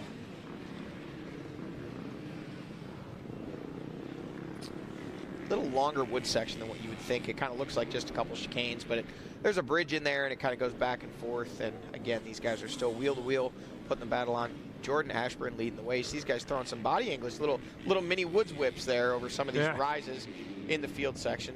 A little bit different outside line there for Thad Duvall, trying to straighten things out, save some energy, miss some bumps, and that's a big thing in 3-hour races. You know, it's if you run that main line and just send it the whole time as if you're running for time trials or a sprinter type pace, you're just going to wear yourself out, beat up your machine, and use fuel unnecessarily. And a lot of these guys, you can see them, they're starting to develop their own lines, missing the holes, missing the bumps. Sometimes you have no choice but to run it up the gut. Now, Ricky Russell was starting to feel the pressure from behind from Stu Baylor in that last shot. Now he's actually up to the rear wheel of Duvall, starting to put some pressure of his own. And Craig DeLong has also made the pass on Josh Toth and is up to the number 5 spot. There is Toth in 6. So your top 6 XC1 riders still all within the same camera shot there. You know, watching Jordan Ashburn and Thad Duvall through that section there, you could see, and especially in some of those turns, just the confidence that Jordan had going in and out of those turns, the way he attacked them. And you could see that Thad is trying to shorten up the course, trying to get make as many gains as he can. But right now, just the flow that Jordan has going on, there's not much cutting time off and gain on him through that section. Rodney, I don't know if it was a perception thing there, just by the way the drone kind of backed up. We started talking and it turned back. But it seemed to me that that gap had suddenly really tightened up with Johnny Gerard. I think he might be back up into that range of where we saw him or actually where we had seen Lyndon Snodgrass, very close lap time wise and within a few seconds of the overall. Right. It seemed like it had stretched out when we saw him there at the 9-mile marker, but something transpired in there. Could be the fact that Gerard got the lead and he's now pushing the pace, but it seemed like it was closer. Here is your 4th place XC2 rider. That is Ryder Lafferty on that Coastal Racing Gas. And rumor mill has him silly season back with that team for next year. That's one of the Phoenix Honda riders. I think it's Cody Barnes in 5th. We do have also Angus Riordan up in there. I believe also Cody Barnes and Rui Barbosa were also there, and then a bunch more of our XC2 riders working their way through there. Saw Mason Simmons, saw Jonathan Johnson on that beta. Great ride for him at the last round. I know that team has been working very hard to kind of get some results, and Jonathan Johnson really pulled through for them 2 weeks ago in Ohio. We'll watch live scoring, and when we get a check-in, it'll be interesting to see, has Johnny Girard done enough to close up to be back in a podium position? It's so hard to tell from some of these shots. It's just a perception thing unless you can get the same camera shot in the same corner. Again, there is Benjamin Herrera, the number 22, on that Kawasaki, rider out of Chile. Been here a couple years now and been getting stronger and more consistent. Spent his first season here aboard a Sherco. Last year, I think he was actually on a Suzuki, if I remember correctly. And here are your leaders. 1, 2, 3, 4, 5. Mikey, bang. There they are, right together. I mean, just about not. I mean, it's almost reminiscent of yesterday with the ATVs. Yeah, with the top four being that close together, just still in the fight. Everybody's there. One guy makes a mistake, and you can pick up a couple of positions, take a 2-for-1 right now. So, yeah, looking really good early in this one for those top four charging. What I want to know is how long is Stu Baylor going to wait back there in fourth before he says, all right, guys, I want to charge to the front? I think there's a lot of parallels between this track and the Mountaineer, where Stu was so dominant late 4 weeks ago. It's not quite as rocky and technical here, but the dirt's similar, the rock is similar. It's just kind of a different consistency of how it's put together. So I think these are conditions Stu definitely thrives in. Obviously, performing well at every GNCC. He had a little issue 2 weeks ago, called it a day early after, man, just absolutely destroying a front wheel. Oh, yeah. And a whole bunch of incidents looked there and just came in and said, nah, I think we're done here. But look at this. Seems like things are even tightening up. Ricky Russell with that tight inside line. Stu Baylor kind of in the middle there, and also Craig DeLong with that tight inside line. Josh Toth getting back up in the mix. He had lost a little ground, so it seems like every time somebody starts to drop off the back of this pack here, they're able to tighten it back up. So is that showing that maybe the pace slowing down a little bit up front as these guys start to tighten up? And again, we're going to wait and see here what that shows when the overalls check in. Rodney, do we have Johnny Girard checked in yet? What we have is, with 2 laps down, according to timing and scoring, Jonathan Girard is leading the overall, turning a 28-minute, 19-second lap time. Elapsed time, 48 minutes, 20.3 seconds. Jordan Ashburn, 28-25 that last time around, a 48-minute, 21.6, so 1.3 second difference is what we're looking at right now between Girard and Ashburn. And Girard is, there's no one behind him. He's not having to ride defensively. He is in full attack mode right now and just pushing like we know Johnny Girard is more than capable of doing. And if he keeps that up, and unless these guys really decide to start sprinting up front in the XC1 class, those front 5 guys, we could very well see Johnny take that overall or be in contention for that overall. Again, we got to look at the big picture 3 hours into the race, but even bigger picture is what we've seen out of Johnny Girard in the last couple of years here in GNCC racing alone. A couple things to consider there. There was a lot of talk about Johnny in the offseason and the fact that he was consistently faster than all of the XC1's guys that he was riding. Look at this. A little bit of Rubbins race in there. Stu Baylor puts it in on his good buddy Ricky Russell and gets a piece of his foot peg and says, hey, Ricky, pick your foot up. I'm trying to go by. A couple things that we're seeing on screen here. Again, Johnny Girard up into the lead on corrected time, only by 1.3 seconds. But judging by what we saw at the 9-mile marker to what we saw at the finish, Johnny really turned on the afterburners in those final couple miles, because that was a big gap at the 9-mile marker. He was much, much closer when we saw him coming into the fields there towards the finish. So I think he's putting in a sprint, possibly trying to break away from that XC2 class. But again, Jordan Ashburn controlling the pace out front. Not a lot of sense of urgency, but what's going to start happening, and if it hasn't already, these guys are going to start getting pit boards that they are not the overall leaders, and that's where we're going to find out. Is Johnny Girard just pushing the pace more, or is this all these guys have right now, and is he just actually able to go faster than that? Very good point, and like you say, time will tell that story for sure.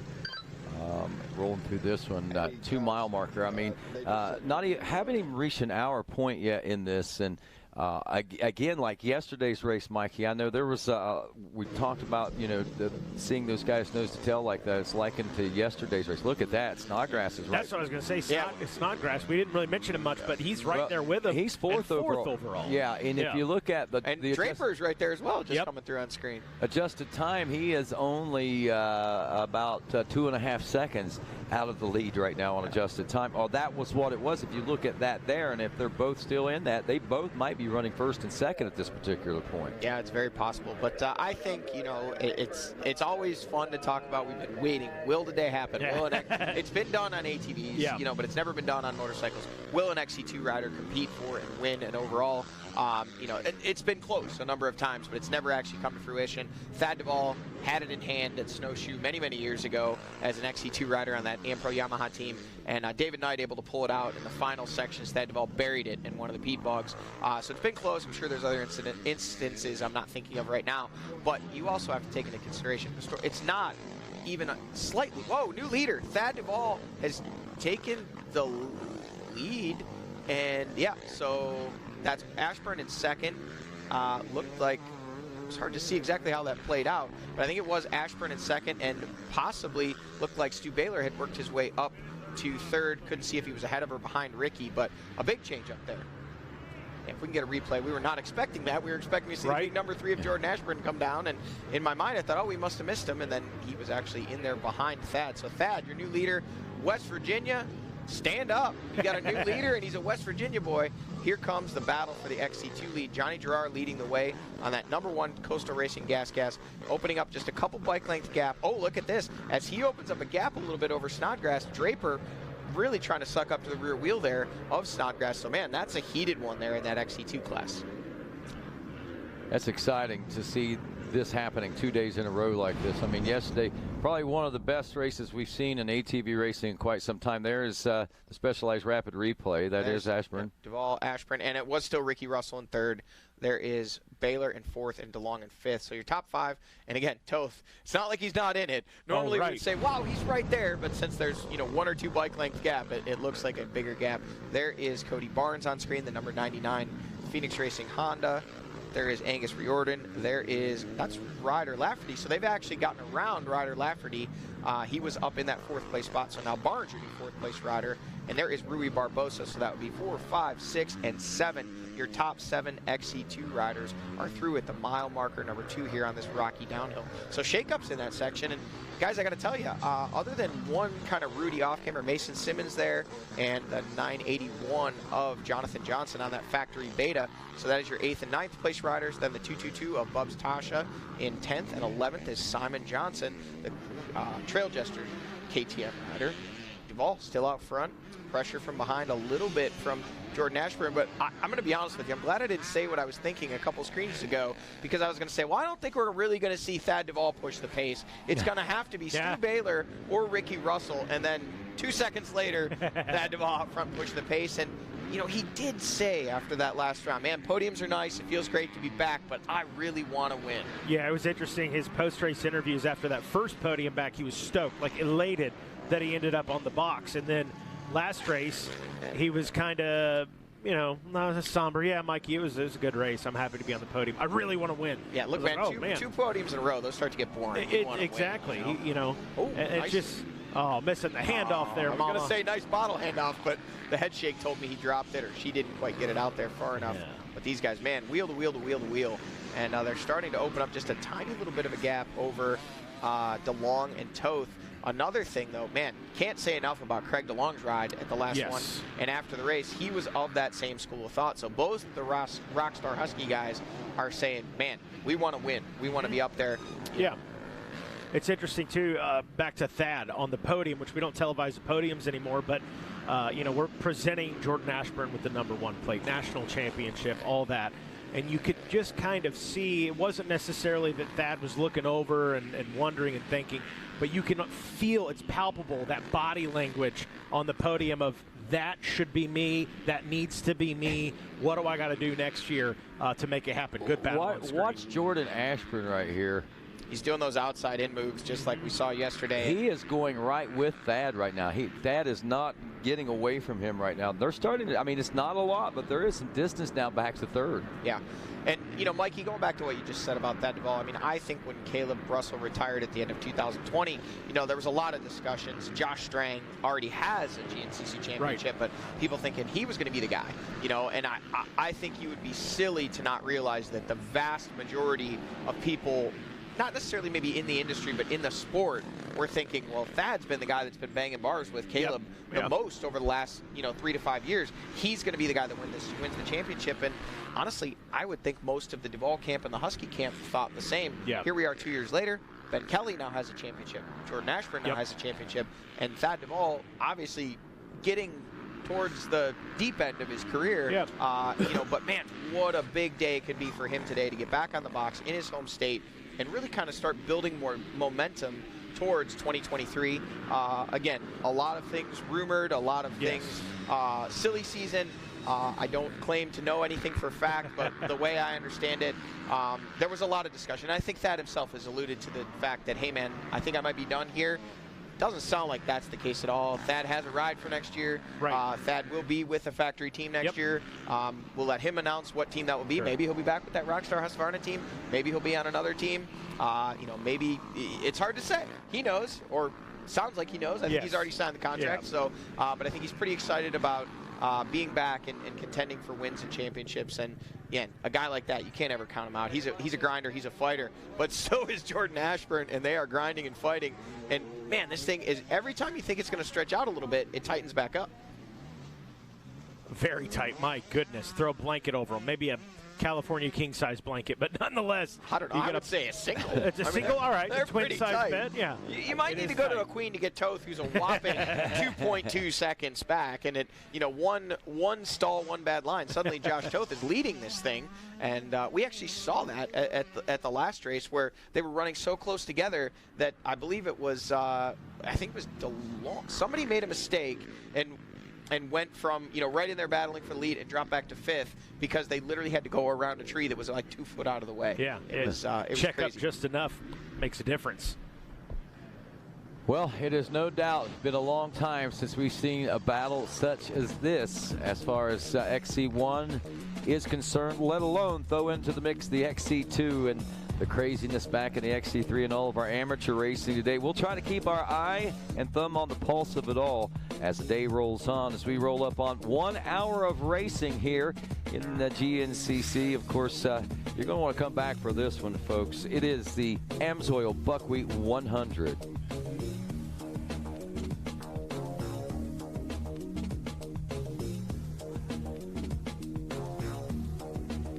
Hey guys, I'm Thad Duvall, and you're watching GNCC Live on Racer TV.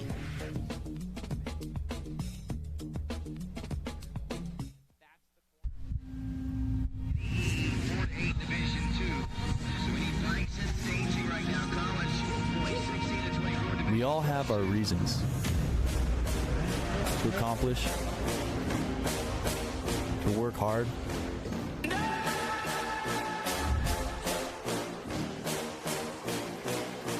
We share a common goal, to be the best. Keep fighting, put in the work, never take the easy way. Your drive and determination fuels our passion.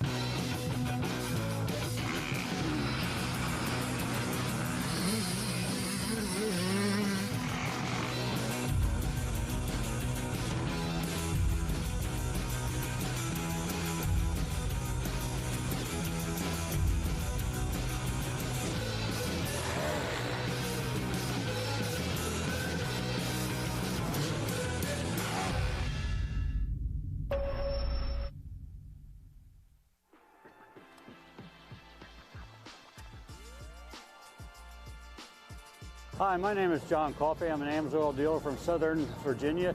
And with the changing of the season now and people starting to put equipment away in storage from one season to the next, today's AMSOIL Spotlight is going to be on 3 different ways and 3 different products that AMSOIL can protect your equipment even when it's not running.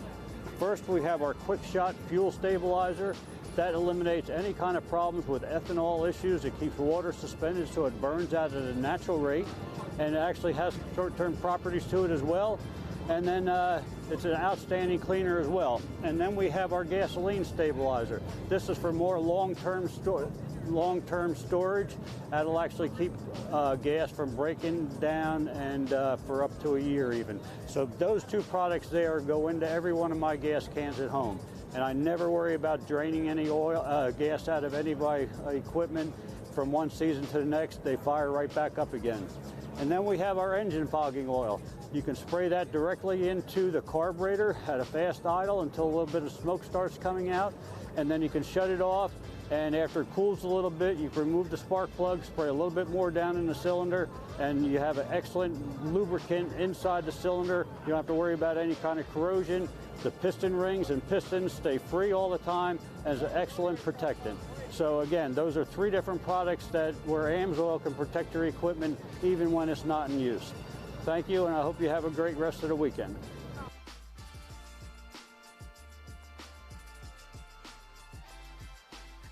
Brown's RV Superstore is family owned and operated and stake their reputation on offering you the finest RVs available in their McBee, South Carolina RV dealership.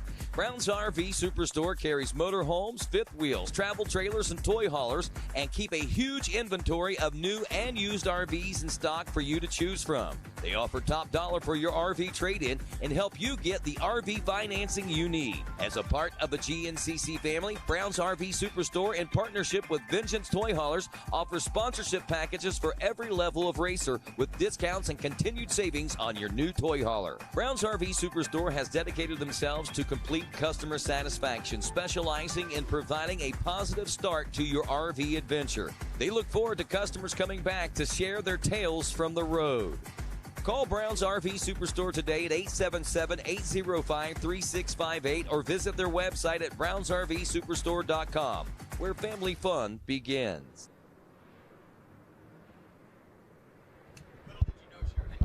And welcome back to GNCC Live here on RacerTV.com. Rodney Tomlin, Johnny Gallagher, and now headed out to do some roving is Mikey Waynes. And, of course, we're waiting here for our leaders at the 9-mile markers. We pick things back up. New leader when we last left. Thad Duvall had taken over the lead, at least physically, on the racetrack, with Jordan Ashburn now in the second-place position, closely behind Ricky Russell, Stu Baylor, Craig DeLong, and, of course, Josh Toth physically there, your top 6 riders. But it's Jonathan Gerard who was leading on adjusted time at the end of lap number 2. As we roll through lap number 3 here, we got to wonder and we question, with the pace now that Thad Duvall is starting to pick up with out front, trying to set a little quicker pace, will they pull ahead a little bit now of the XC2? You know, and it's not even just Thad Duvall setting the quicker pace. He was the one that made the move and took the lead, but it was interesting to see how quickly Jordan Ashburn responded. You know, and again, we're not to beat a dead horse here, but it's that confident. It's wanting to be in the lead. You know, the Jordan of old might have just settled in, you know, locked onto the rear wheel and let Thad set the pace. But we've seen Jordan, you know, as you pointed out, Rodney, in those last couple camera shots we saw there just after the GBC Tires pit row there, Jordan was running it in on Thad in every corner. He wanted that lead back. He wants to be the guy in front. Different schools of thought there. You could save some energy by following, in my opinion, and most would agree. You know, you're letting them kind of hit the bumps first. You're letting them set the pace. You're in that mental draft. But the other thing, you know, if you're a guy like Jordan, and we've seen other guys like him in the past, when you're at that confidence level, you want to be out front. You want to be the one setting the pace. You know how you're feeling, and if you decide you want to try to break everybody and make a sprint, you don't want to have to make a pass to do that. You want to just be able to wick it up and try to pull away. So, you know, Jordan wants that point position back, and no question we saw the contact between Ricky Russell and friendly contact between Stu Baylor and Ricky Russell. Both of those guys wanting to get up in there, and we know, Ricky has some crazy sprint speed when he puts those quick laps down. So if he gets to the front, he may pick it up. But right now, again, preseason chatter was Johnny Girard is going to be an overall winner from the XC2 class in 2022.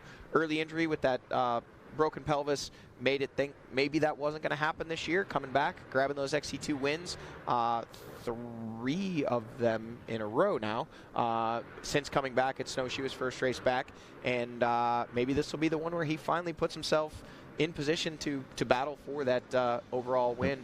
A couple more B riders coming through, and soon up we should see. Will it be, Rodney, the 989 of Thad Duvall? Will it be the 3 of Jordan Ashburn, the 541 of Stu Baylor, the 212 of Ricky Russell, the 206 of Josh Toth, the 342 of Craig DeLong, all wheel to wheel to wheel to wheel, literally when they left our last camera shot. Top 6 running in formation. Absolutely, and like we say, just waiting here and wondering, anxiety, anticipation of what we're going to witness when we come out. And here comes Thad Duvall leading the pack, and it is the 212 of Ricky Russell now up into the number 2 spot. Jordan Ashburn in 3rd. Stu Baylor in 4th. DeLong in 5th, and that is Toth. So all 6 still right there. No separation really to speak of other than a couple of bike lengths. So even though Thad was able to kind of hold Jordan at bay and open up a couple bike length lead, has not dropped any of the leaders, and now comes the tail of the stopwatch. And how far back is Johnny Girard on that number 1 or 969? Number 969 in your programs, number 1 on his bike, the XC2 champion from 2021 on that Coastal Racing Gas. And it's actually the Lyndon Snodgrass, the 178 Babbitt's Monster Energy Online Kawasaki. Monster Energy Babbitt's Online Kawasaki. He has gotten around Girard and opened up a gap. There is the number 1 of Girard, and there is the 198 on the Teely Energy Racing KTM of Liam Draper. Those 3 all still within sight of each other as well. Wow, still a great battle going on back there. 40 seconds off that pace right there at the 9-mile marker is what we're getting reports of there from our producer. So in theory, depending on what the actual start time was between, I know we say a minute, but oftentimes it could be a lot less than that too. Yeah, so they've definitely, the last, specifically this year, there's been races where between XC1 and XC2 is like 28 seconds. It's been, I know I can't keep up with Ricky. Let's just put it that way. I'm like, Ricky, slow down. I don't know if somebody told him to do that or what. A lot of discussion about that off track, actually. It definitely affects the way things play out. It's the same for everybody, but there is Ryder Lafferty, and here comes the 35 of Angus Riordan. But yeah, it's to be quite honest, the popularity of GNCC is depending on how you look. Whoa, we got a lot of smoke coming off the number 14 of Rui Barbosa. So Barbosa having some issues there on the number 14 Phoenix Racing Honda. Some smoke. It didn't look to be steam. It was smoke coming off of that Phoenix Racing Honda. Hard to tell exactly where it's coming from. Looked to be coming from the lower right. There is the 981 of Jonathan Johnston. There is the 115 of Mason Simmons on that Trail Jesters KTM. And the 802 of Simon Johnson, his teammate, saying, hey, I want to be the top guy on the team today. I'm not letting you get away from me, and pushing the pace out there, doing everything that he can do to claw his way back into or near the top 5 in that XC2 Pro Lights class. Well, what we're seeing visually, at least from the start, is about 39 seconds between the starts of row 1 and row 2. So in theory, what we say he was 40 seconds. 40 seconds back. It's right there on the in our Racer TV math, he is 1 second out of the lead. There is the 222 of Bubs Tasha on that Loud Fuels KTM. Yes, we have a tendency. I think the last race we didn't necessarily even realize that Jordan Ashburn we knew he had wrapped up the championship, but there was still the question of, Ben Kelly sitting idle, technically, if he would show up and race this race, which we knew he wasn't going to. And then finally, Mark Hyde grabs the points and says, no, he's eliminated him too. So, you get caught up in the moment. Sometimes it's hard to do math and be the hype man. And, we Rodney, I think we can honestly say we get emotionally invested in these races. Absolutely. Even if it's not towards one individual or another. You see battling like this. You see Thad Duvall, a guy on a comeback trail. You see Ricky Russell there in 2nd. You see Jordan Ashburn in 3rd. You see Stu Baylor. It's hard not to get hyped up, man. Absolutely. This is what we live for. We love this stuff. Absolutely. This is the kind of racing that really drew me to GNCC racing in the very beginning, and to watch the evolution of the sport and what we've seen out of the champions, that especially, Caleb Russell, obviously I think a lot of that started with Juha Salmon and then David Knight, and then, you know, the next few long years. But then, of course, Caleb Russell brought it to a whole new level, no doubt about that. And this old school track, Johnny, I have to tend to, you know, it's tighter. And we saw this yesterday, and I kept saying I think it's got a lot to do with this track itself, the mountainous terrain. It seems to be a little more, I don't want to say technical, but tighter in some restricts, at least to the point where it keeps the riders together. And another big thing I think is that a lot of these riders, it's, I don't want to say it's easy, but it's a very nice flowing track that riders all are on basically the same level on this track. Rodney, you really hit the nail on the head with in my opinion, the flow of the track. I would kind of offer a counterpoint to the tighter, and that could be that could really be a semantics of definition. Well, it's not a tight track; it's a one-line track. In terms of in the woods, it's not.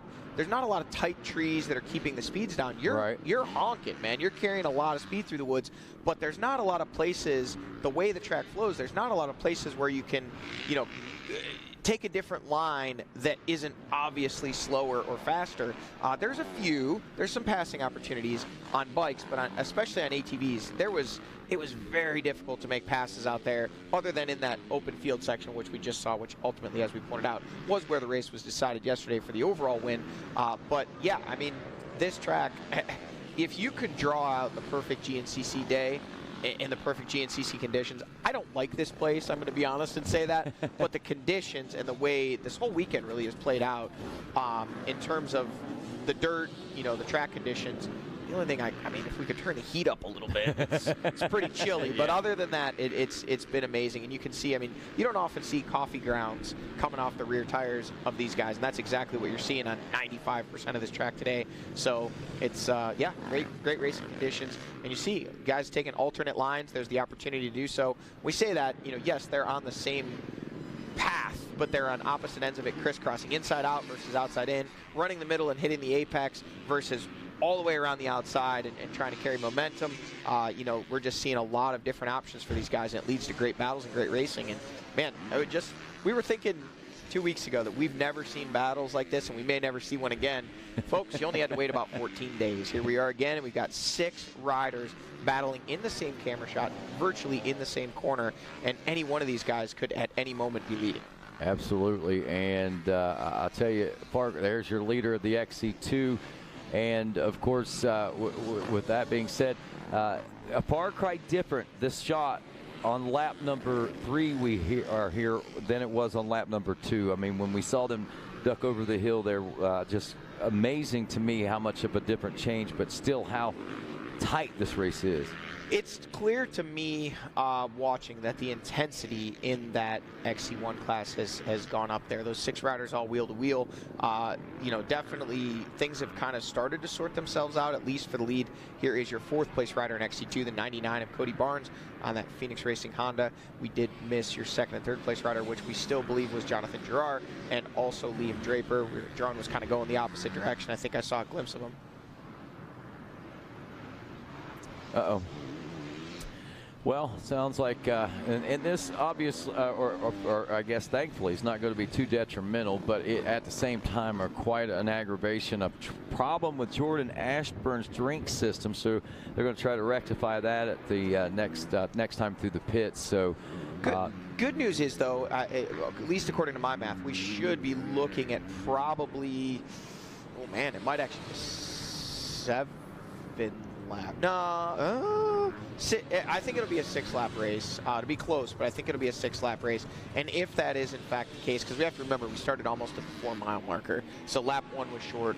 Should be a 6-lap race, and if so, they're going to be pitting this lap anyway. Yeah. Meaning he really won't lose any time at all to get that drink system swapped out, or shouldn't anyway. Shouldn't. And yeah, that's one thing I was going to note. Was talking with some folks. They were talking about doing the time figuring, and they said, you know, if they come through the pits at 1:15, we'll pit. If they come through the pits at 1:16, we're not. You know, that they'll wait another lap. So here we go. We're coming into the finish line, And that's just at the hour and 17-minute mark, and we're still a little ways away from the pit. So like you said, they will be doing the pit stops this time around as we check in. Johnny, still nose to tail here. That was an interesting shot there. There was a lap rider coming in to complete his second lap as the top 6 came in to complete their first lap, and he pulled over for Thad Duvall, wisely taking a look back. He sees Ricky Russell, and you see him kind of like head motion Ricky by and starts back in and looks again, sees Jordan Ashburn. He's like, well, I guess, eventually just comes to a stop next to the hay bale and was like, listen, man, I don't know how many of you guys are coming, but I'm going to wait for all of you because I don't want to get in the middle of this I-95 traffic jam you guys got going on here. And again, still 6 riders. It is now DeLong who's back in that 6th place spot. Actually, Toth has worked his way around and up into 5th and starting to put a little bit of pressure on the 4th place ride. Well, after the XC1 riders have checked through, Thad Duvall with a lap time of 28:41 that time around, a 28:40 for Ricky Russell in second, and a 28:46 for Jordan Ashburn back in the number 3 spot, a 28:43 for Stu Baylor, and Josh Toth back in the number 5 spot, less than a second behind Baylor when they checked in at a 28:44. So, and Craig DeLong also back there, I believe, in that number 6 spot, a couple of seconds off the pace. My question is, where are we with the overall and the XC2? Snodgrass now in the number 3 spot overall. He turned a 28:44. Elapsed time 17:07, almost a 17:08 basically. So he's about right in that 3.5-4 second deficit now behind the top 3. Thad Duvall just ahead of him by nearly 4 seconds. Rodney, that's interesting. It goes to show you just how deceiving things can look on camera versus reality when you actually look at the lap times. Because if you would have asked me when Thad Duvall took the lead and Jordan Ashburn started pushing him, I would have bet you that the pace was going to ratchet up quite a bit, but it actually slowed down over 20 seconds from the previous lap, because we do know that the previous lap, if I'm not mistaken, Johnny Gerard had a 28:19, and now they're up in the high 28:40s. So they've slowed down more than 20 seconds, or right about 20 seconds. No, actually, yeah, more than 20 seconds.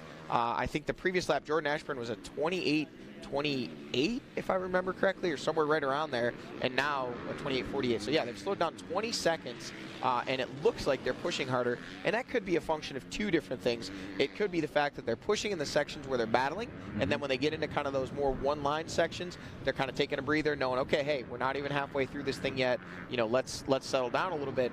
Or it could be the track getting rougher, grip starting to go away. Spoke with Taylor Jones after her win in the WXC class earlier today, and she said, did the track get slicker for you guys as it went yesterday?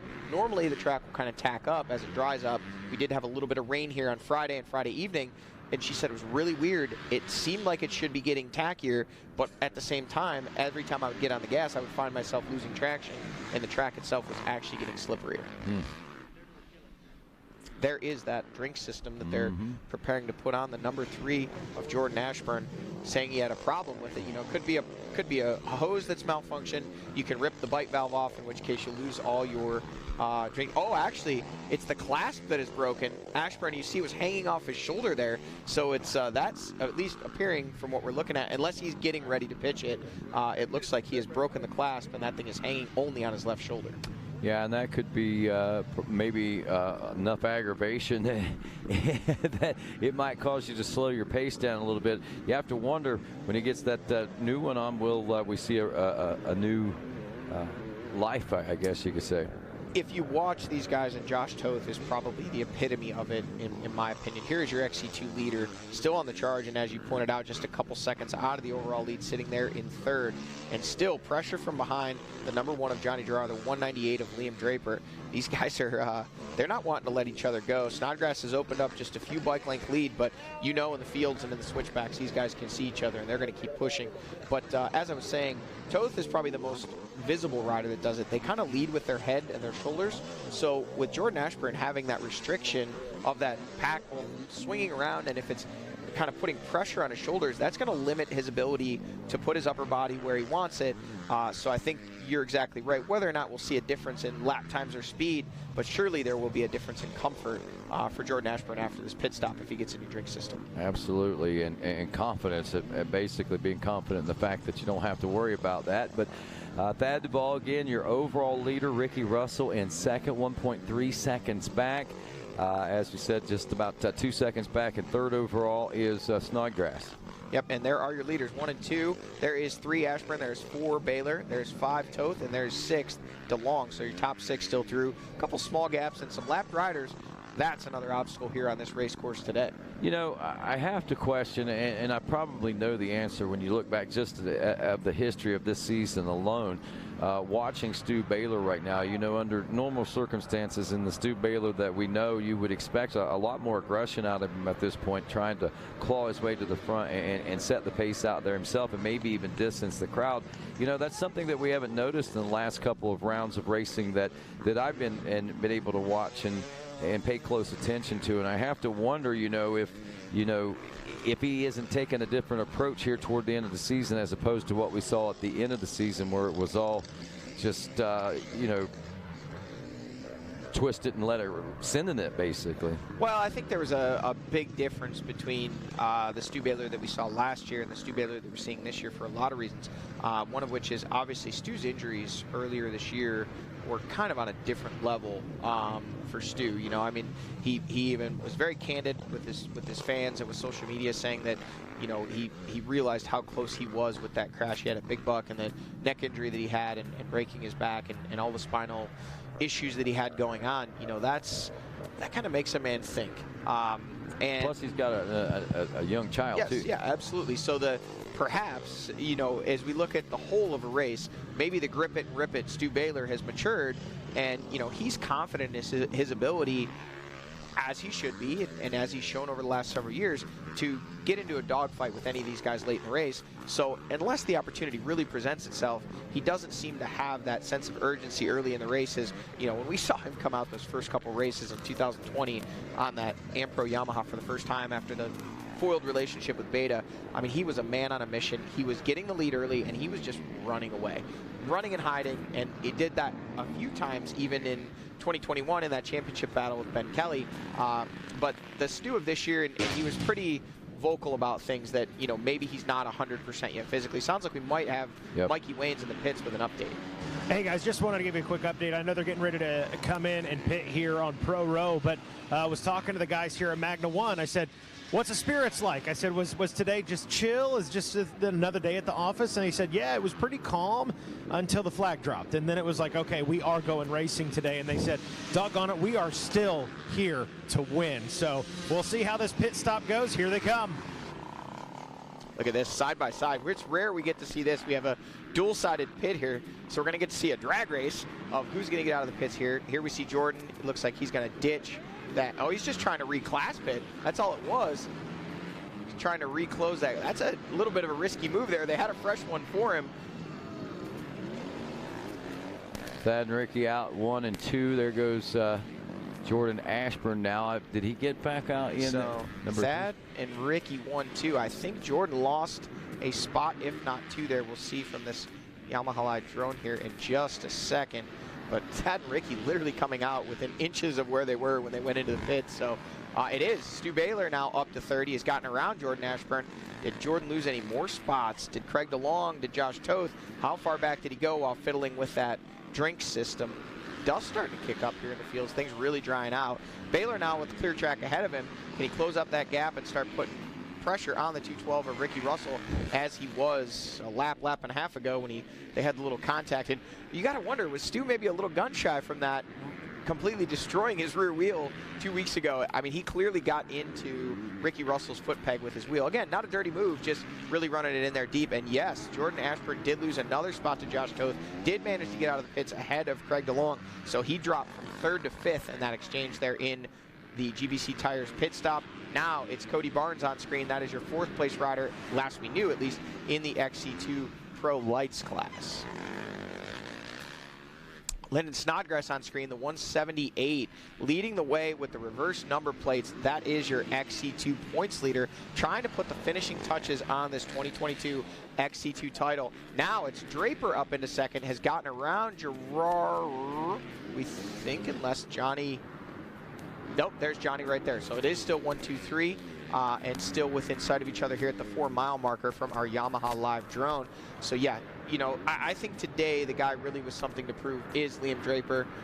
You know, kind of with the championship on the line, Snodgrass, you got to believe, is going to be a little bit more reserved, and Johnny Gerard, having won the last 3, sure, he's hungry, but Liam Draper has really been wanting to get this done. But it looks like Cody Barnes is charging and may actually be closing up that gap to the top 3, wanting to throw his name in the bid for a podium position here today. Well, if you look traditionally back over the last few races, Barnes is kind of, I mean, in a lot of the races that he's not up front in, it has been that kind of rider that is able to just basically just gut it out, and at the end of the race be able to find himself in much better positions than what you see him at the midway point. So the confidence and the steadiness that he's riding with, I still look for likely a podium out of Barnes that far, even that far back in 4th place. And just behind him was the 19 of the Coastal Racing Gas of rider Lafferty. There is Duvall really starting to feel the pressure now from Ricky Russell, and Stu Baylor has closed up the gap. Another lapped rider there saying,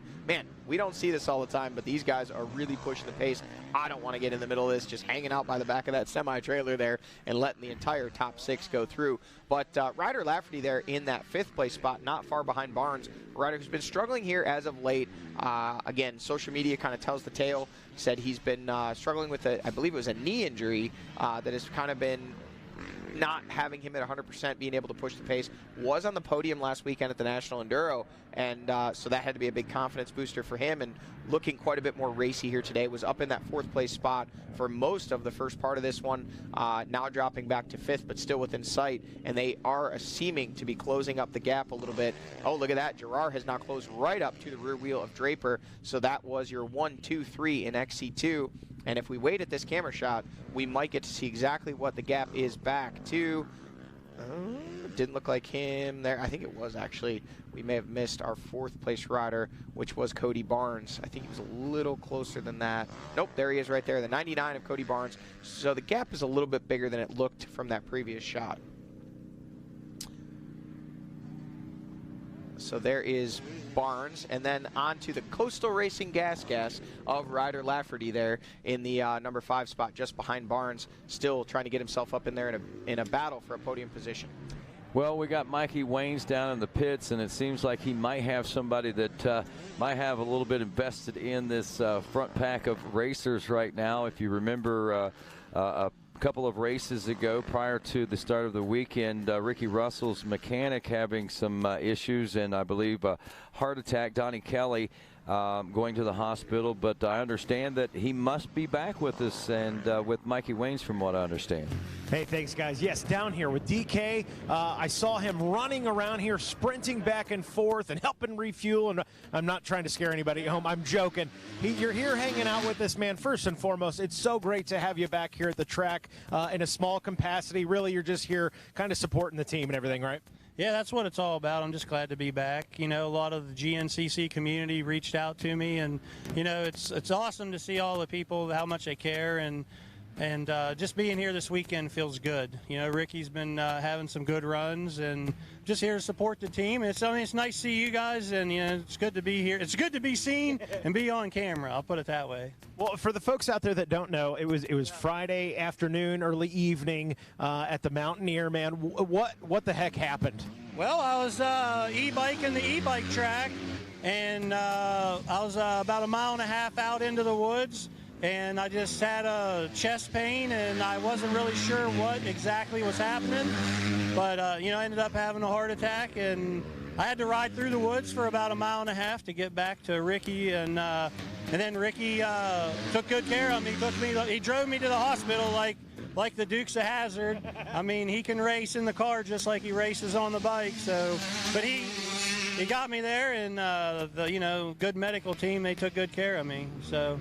The surgery, quadruple bypass. What'd you have? It was just I had stents put in, but you know it was a 4-hour long, 5-hour surgery, and you're awake for the entire experience. And to feel people poking around in your heart, it was pretty intense. I'll put it that way. Well, DK, we're stoked you're back with us, man. Good to have you here. Take it easy, chill, and relax. I'll be back for Ironman, and I'll do the last enduro, but. You know, I look forward to being back for the last one with me and Ricky will do the last round. Heck yeah, welcome back to DK. Good to have you here, man. We'll throw it back to you guys in the booth. Well, I tell you, it's good to see some people's faces sometimes, but even better to see them sometimes, especially whenever an incident like that happens. And thankfully, we were blessed to keep Donnie with us here, no doubt about it. And right now, we are blessed to watch some great racing as we're watching here from the Monster Mile. Wow, an hour and a half just plus that, and a 6-lap race is what we're looking at as we roll through lap number 4. It's still anybody's ball game. Thad Duvall leads it, but Willie Furlong, stick around to find out. GNCC Live is on RacerTV.com. Born of family values and a homegrown work ethic, Cometic Gaskets seals your machine so you can focus on the finish line. Cometic Gaskets are the competitive standard for racers who demand the very best. Cometic Gaskets are constructed from superior materials designed to perform in the most demanding environment, whether it's championships on the line or a day in the dirt with friends. Professionals and enthusiasts depend on Cometic. Cometic Gaskets, sealing championships since 1989. AMSOIL runs on freedom and has since 1972. We punish our products firsthand in our world-class laboratories and beyond, because some things can't be learned from a test tube. Run with us.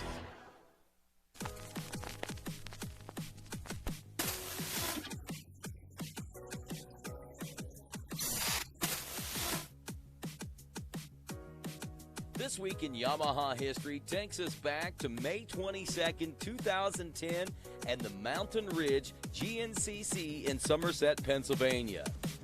It was the time of the Chris Borich era of GNCC racing, and it was the days of riders like Florida's Taylor Kaiser, Pennsylvania's Chris Bithell, Illinois' Donnie Ackerman, Ohio's Brandon Summers, Mark Notman, and Kevin Yoho. And of course, one of today's top vet riders out of Uniontown, Pennsylvania, Jeffrey Pickens. Pickens grabbed the early hole shot and actually the early lead aboard his Yamaha that day. He was followed by fellow Yamaha pilot, the number 2 of Taylor Kaiser, and lurking not far in the background was Chris Borich. Borich soon found his way to the front of the pack as Kaiser fell all the way back to 6th place on the first lap. And then it was Chris Bithell who worked his way up to the rear bumper of Borich and keeping the competition dialed in through most of the race. As the conditions were a little wet due to some rain showers leading into the week, the hard, rocky course at Mountain Ridge presented a great racetrack and a great battle that day.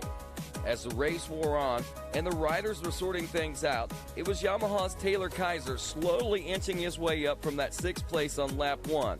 All the way up to 2nd place on the final lap, pulling to within 12 seconds behind Chris Borich, where he finished behind Borich, who took the win. Adam McGill took 3rd on that day. And that's this week in Yamaha history.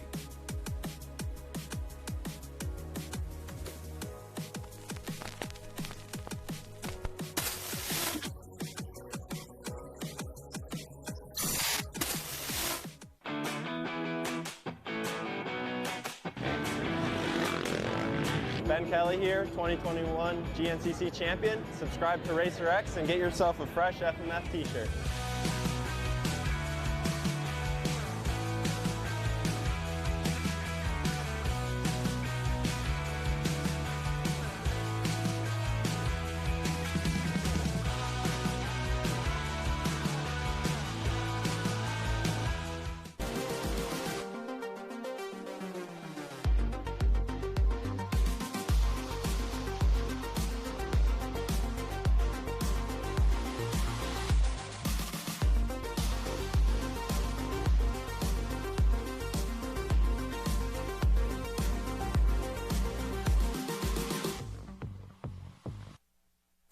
All right, here we go. We're back in the GBC Tires pit stop, and we pointed out that Rui Barbosa's bike was smoking badly at the 9-mile marker on lap number 3. He is now in the pits. Looks like they are making a water pump change or doing something in the water pump cover there. You can see the water pump impeller. Looks like they're pulling a hose and preparing to, maybe it's, I wouldn't think it's just a hose change because I don't think they would have needed to pull the water pump cover for that, but maybe they did because it looks like they are in fact changing a hose may have just torn.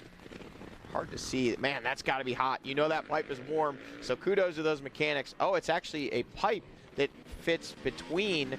Oh, I think I see what happened there. The pipe itself pushed out of the top of the water pump cover, so they were able to swap that out. They're going to try and get him back on track, but it will be incredibly difficult for him to get back up into any kind of a battle for any top 20 points today and or potentially be a factor in that XC2 class. But, you know, it is good opportunity for mechanics to get in there and get some work done, and Rui go out there and get some seat time and get himself mentally and physically further prepared for the Ironman GNCC in 2 weeks.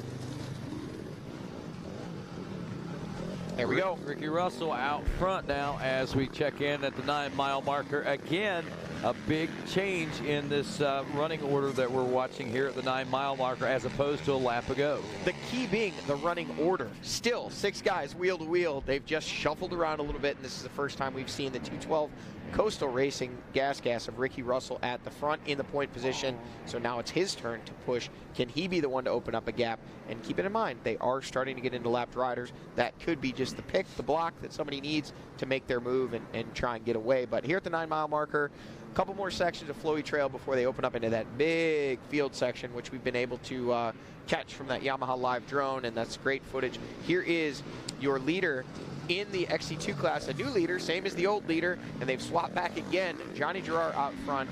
Second place is Lyndon Snodgrass, and Liam Draper losing a little bit of ground and a lap rider in between, actually momentarily kind of locking wheels with that lap rider. That's the kind of things that you talk about that can cause that big, especially when those riders are that tight. 1-2 seconds can just add up when it happens one after another. And, you know, I got to tell you, you know, sometimes when you're out there, it's like you can't do anything wrong. It's, Rodney, you have a great phrase that I love, the ride that dreams are made of. You know, it really should be something that people think about. Some days it's like, you find yourself spinning out a corner, and next thing you know, it actually puts you around a big hole that you were going to hit, and you make a pass. And you're like, man, this is just, doesn't happen often, but when it does, it's a beautiful feeling.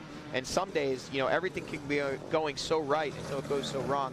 Liam Draper not out of this one, but a few more of those mistakes like this, and he's going to find himself in a position where he's having to push, make himself uncomfortable. There is Cody Barnes in 4th, and looks like your 5th place rider of Ryder Lafferty still there. Talked about it a little bit on screen. A rider that's been fighting through some, what we believe to be a knee injury, or I believe to be a knee injury. Oh no, that did, it may not be, yeah, they might have just overfilled it there at the cap, because it looks like they are still trying to get him on. He's got his goggles on there, getting ready to go. We both had that same thought, like, but yeah, I think it was just to fill up. So, you know, got to give it to the heart of Rui Barbosa and getting it out there. And like you said, it's good opportunity for the mechanics. A lot of smoke still coming out of that thing. Not sure. It could have just been the coolant that was spilled onto the head pipe, but looked like he was definitely still doing a little mosquito fogging there. Man, that's unfortunate.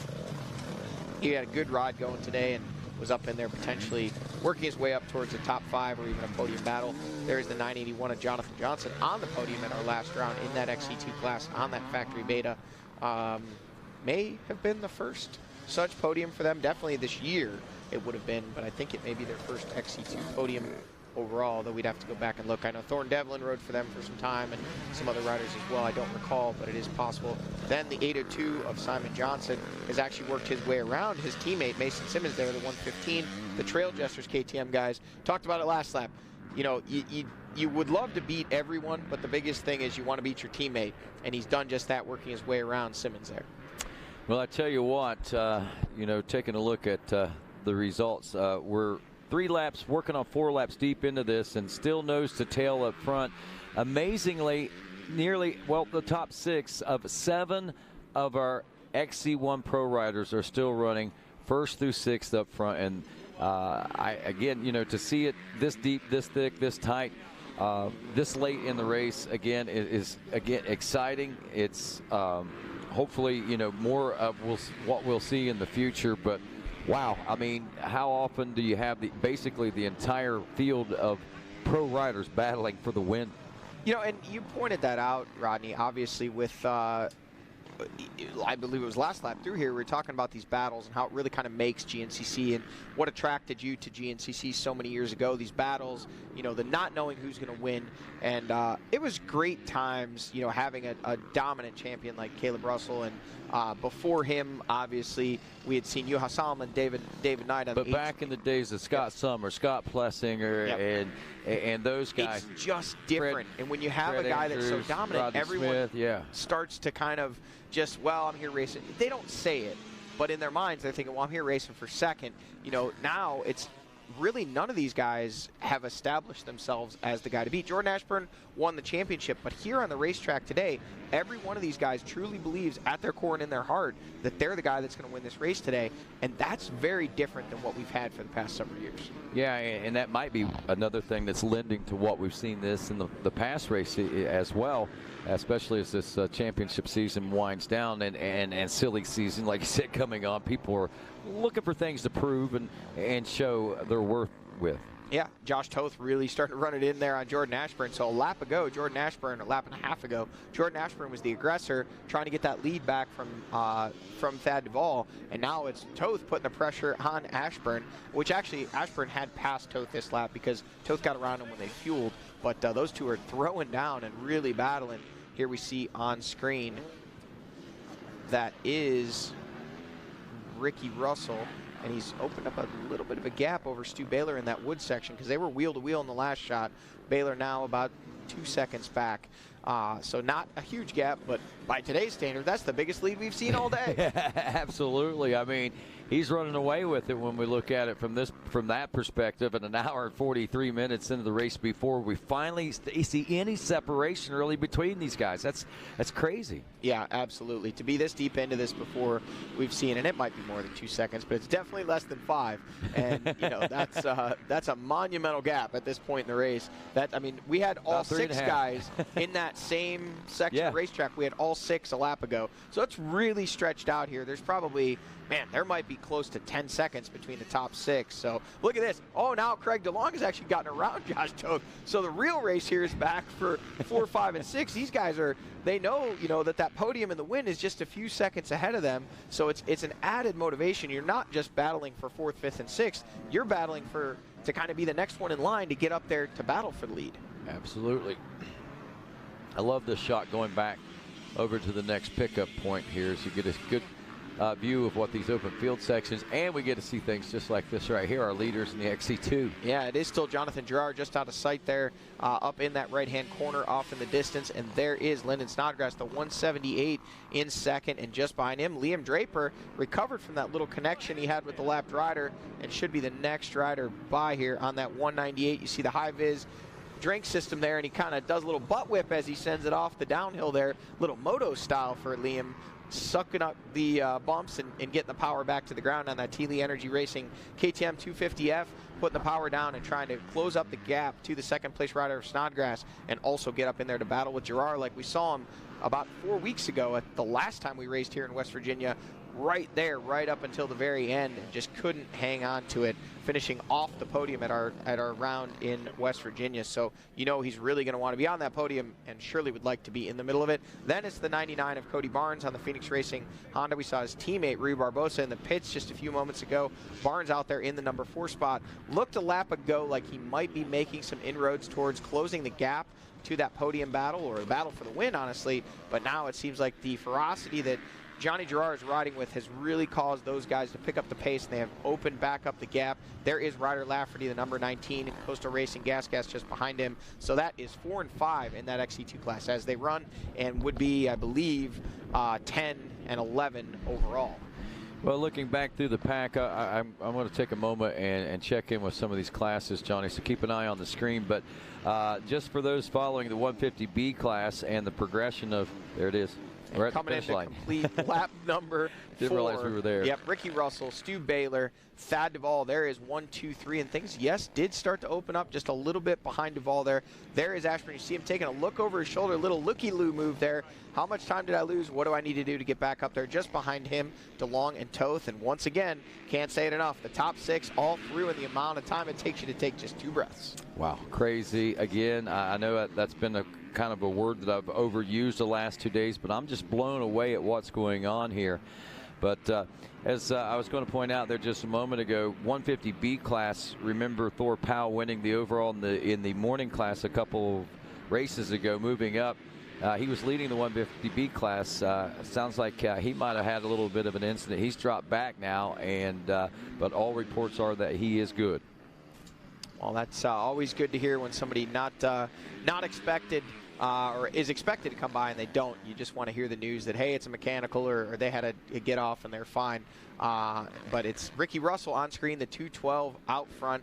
Again, opening up just a small amount of breathing room over that rider right there, the 514 of Stu Baylor. Then it's the 989 of Thad Duvall. And you can see those insides are starting to kind of push out. Ashburn with a real tight line there, and he's got to because he's got pressure from behind by the Rockstar Husky of Craig DeLong. Almost said Andrew DeLong there, but Craig DeLong. And those two were really the battle to watch 2 weeks ago at the Burr Oak GNCC, where they went wheel to wheel and basically took it down to the final corners with Jordan Ashburn getting the nod for his second win. Here is Stu Baylor on screen at the 1 mile marker. Just ahead of him, not in the shot, is the 212 of Ricky Russell. You can kind of see glimpses of him through the trees there. Well, Method Race Wheels, what we call Method Alley out here near the 1 mile marker, and a good, I mean, not a lot of undergrowth there, so you can see a long way in the woods out there. Even though the trees are tight, it's a good opportunity, good visual place for us, especially camera-wise, to see these riders work their way through. Yeah, absolutely. Shows the speed, too, when you have these static camera shots. Sometimes, like you said, the drone and these high elevated shots, it's hard to tell just how fast these guys are going. But, you know, imagine being a tree, just sitting in the woods, and suddenly you just have these 350cc and 450cc motorcycles come buzzing by you. And you think those trees got to be like, hey, man, you hit a bunch of my buddies. Don't take any bark off of me. I'm just minding my own business over here. And at the same time, none of these guys want to clip those because it surely doesn't feel good. Feeling good out front, Ricky Russell. He has led each of our last 3 events going back to snowshoe at one point or another, and just hasn't been able to seal the deal. Actually, did you know, battle Jordan Ashburn right down to the finish there at snowshoe, ultimately crashing on the ski slope. Coming in at one point, losing the lead, losing a gap, and that's where Jordan was able to make the difference and ultimately seal the deal on that one. Stu Baylor obviously grabbing the win 2 rounds ago in West Virginia, the last time we were here visiting this state. Similar conditions, but seemingly, and actually, I was going to say seemingly not as comfortable today, but remember, we're just about 2 hours into this one. I think Stu by that point had taken the lead, but prior to that, he was back in 6th, 7th, 8th, and looking like he was losing ground, and then all of a sudden he flipped the switch. So we'll see that again today. Will Ricky Russell be able to hang on to it? Will it be Jordan Ashburn coming up and taking another win? Will it be that guy right there, Thad Duvall, winning in his home state of West Virginia? Man, what a popular win that would be. Absolutely, it would, and it would be a welcome win for Thad Duvall. As, like we've noted earlier, he wants that, he needs that. But, you know, I'm again, one of the things that I'm taking away from what I've seen so far out of the nearly 2 hours of racing is, and you've mentioned a couple different times, we're not seeing a lot of aggression, but there seems to be steadiness out of what Stu's doing, and obviously there's method to obviously what he's doing. I just don't. I think that he's got a different game plan, and it's just he's where he wants to be, where he needs to be. You've heard that old adage, you know, I want to be in the position to take, you know, at the end of the race to be able to put myself in position to take the win. So that it's almost like he's kind of taken that old school mentality rather than that rip it and grip it and put these and demoralize these guys. And you know, that's something that we don't necessarily see, but it's a nice thing to see out of Stu too, because it's kind of exciting to wonder whether or not he is going to be able to make it happen this way. Yeah, absolutely. As we wait for these guys to come down this rocky downhill at 2, and we won't have to wait long. Definitely talking about those 4 there, I kind of thought back about it for a moment, kind of not overlooked, but didn't mention, you know, Josh Toth and Craig DeLong are 2 guys in that group that absolutely would love to get their first ever GNCC overall wins. You know, they've both been in position. Craig DeLong, as recently as 2 weeks ago, you know, looking like he had it on that last lap, and Ashburn able to wrestle it away. There he is, DeLong right there, and there is Toth looking like he has an issue, stopping, yelling back to his team manager, Timmy Wiegand there. Actually, Ricky Russell went all the way to the back, so I think he was stopping to say that Ricky Russell was down or had a problem because he was or maybe not. I'm speculating, but it was just kind of interesting. Didn't look like he himself had a problem. He was screaming something, and then Timmy gets on the radio to radio back, and suddenly Ricky Russell comes in, who was our leader when they last left. So now your leader, the 514, is Stu Baylor. And it looks like it pays off. That answers the question as to whether or not this method to this style of racing is going to work for him. But you know, Stu's won championships in the National Enduro. I mean, I think he knows how to change things up and make things work for him. Well, you know, let's throw a little sauce onto this right now, because Johnny Girard leading the way in that XC2 class. And I don't know if you remember, well, you weren't with us at the Mountaineer, but if you watched the live show, you wouldn't have seen it because it was actually on the podium, not in the post-race interview. Stu Baylor threw a pretty aggressive, friendly, but very aggressive jab at Johnny Girard from the podium after winning the overall, saying that it was Johnny Girard who had physically passed him from the XC2 class early in the race, who picked up the pace, who Stu said, all right, Johnny's going to the front, I want to go with him.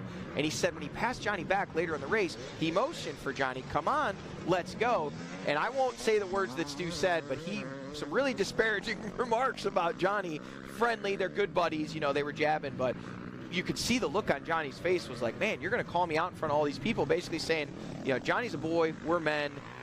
I had it to go to the front, and I won this race, and Johnny finished back where he did, even though he was fast enough. So, will Johnny remember that late into this one? And when they start giving him those pit boards, hey, the guy out front leading is that Stu Baylor guy that was spouting off on the podium.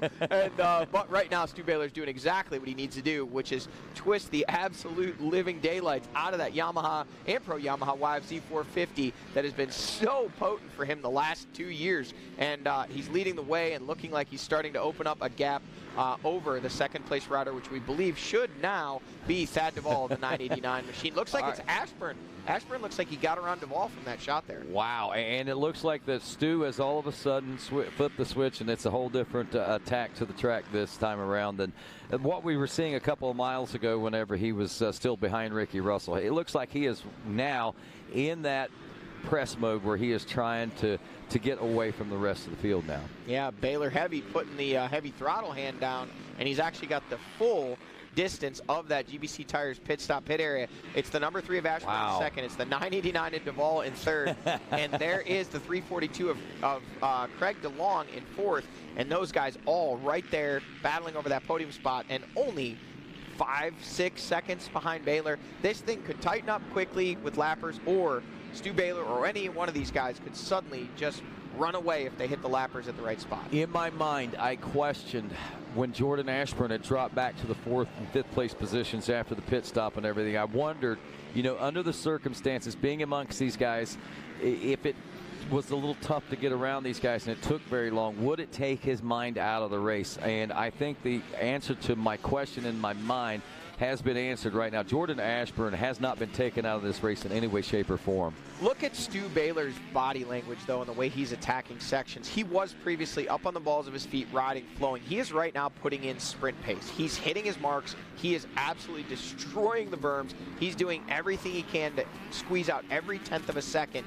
If he is able to open up a gap, it could be enough to break these guys. But the flip side of that coin, if he throws down a heater this lap or even a portion of this lap and cannot break these guys. Now look at this. Ricky Russell looks like he's actually, I don't think we saw Josh Toth. So maybe Toth's message to Timmy Wiegand there actually had nothing to do. There is Toth. So Ricky has gotten around him. Still don't know what that conversation was between Timmy Wiegand and obviously Josh Toth there on the 206. Something was relayed, and look at this, the number 1 of Johnny Girard. Now that gap's coming down, folks. Get the edge of your seats, because it may be all you need. Johnny Girard is making a bid to try to win this overall here today, and he's got a shadow, the 178 of Lyndon Snodgrass and Liam Draper going with him. So all 3 of those XC2 guys still right there in the thick of that battle for the win. Well, this will be a good point to ask our producer, Adam, to go back and see what the deficit going into this section of the track would be between Stu Baylor and Johnny Girard right now, because, again, you know, we're talking about somewhere in the neighborhood, what was it, 39 seconds? 39 seconds is what they counted. I believe, and you would know this better than I, Rodney, I believe our live timing and scoring has the gap that they started loaded into it from the get-go. They load that when the race starts once the lines have all taken off. So they take a time. It's not an arbitrary number. The way it works, they got a relay, and as soon as the line takes off, the time starts as soon as they take off. So it's an instant thing. There is no written down. There is no guesstimation. It is an actual. That's a sprint right there from Stu Baylor. That was the fastest anyone has gone through that section all day, and he is. Ooh, 51-second gap now. So 51 from 39, so about a 12-second deficit for Johnny Gerard to Stu Baylor. And Stu Baylor is about that far ahead of the guys behind him now in just about a mile of racetrack since we saw him last. So Stu Baylor putting in a heater. This could be the move that decides the winner here today. There is Ricky Russell, the 212 was our leader. Would be interesting to know, that wasn't, Ricky didn't get tired or fade there. He went from leading to, there is the 206 of Toth. Getting a little bit of help, that lapper moving out his way and letting him by there, and we should see the number 1 of Johnny Gerard, and that is not him, coming through here at the Monster Mile at the 5-mile marker. And again, lappers looming heavy as we start to get into the tighter sections of racetrack. And there is the number 1 Coastal Racing Gas Johnny Gerard, looking like he's charging, but Stu Baylor to me looked to be the fastest through that section. I think Stu is putting in that heater that he often uses to be the move that breaks everybody for the rest of the day. Well, as we said, about 12-second deficit now between your leader in XC1 and XC2 as far as the overall is concerned. Stu Baylor on a roll. Things have changed yet again here in Newburgh, West Virginia. It is the AMSOIL Buckwheat 100. You don't want to miss a thing, folks. RacerTV.com continues after this. I'm Stuart Baylor. You're watching GNCC Live on RacerTV.com.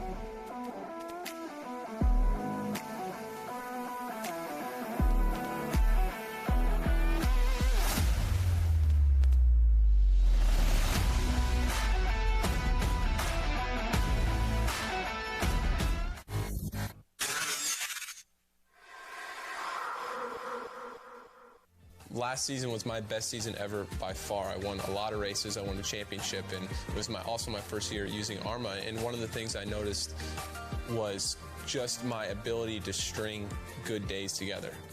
Like especially in the summertime in Florida where you're riding every day and the heat index is 108 degrees and you're doing 230s and going to the gym and bicycle and all that stuff. I think in the past I've been super inconsistent day to day. Yeah, I may have a good race here or a good day during the week there, but overall I think where I improved the most was my consistency and my recovery.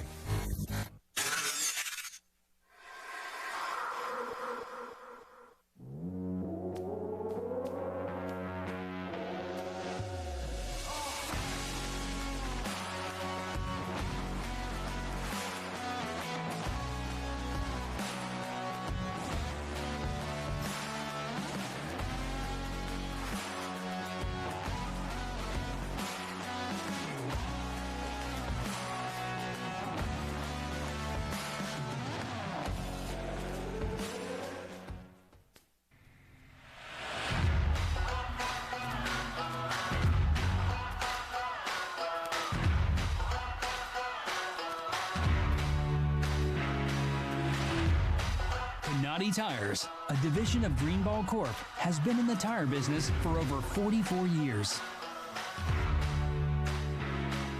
We're passionate about developing quality tires that perform great and bring extraordinary value to our customers.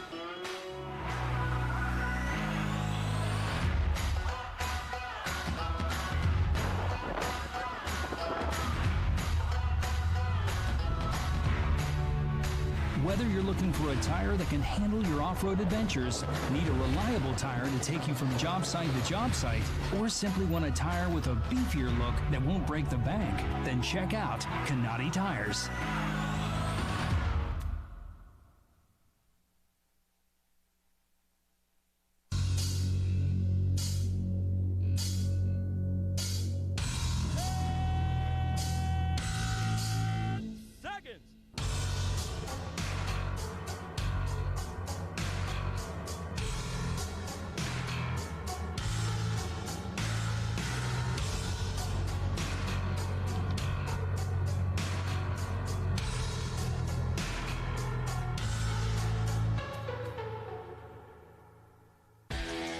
USMCA has been connecting riders to certified coaches since 2016. There are over 300 active certified coaches on motorcyclecoaching.org, and we recently launched our new mobile app, making it easy to connect with a coach and book your next training session. So here's what you do. Download the Motorcycle Coaching app, then search for coaches and upcoming classes. Once a training session is booked, riders have the option to pay for their class and even get a calendar reminder that will automatically sync to their phone. Get connected today.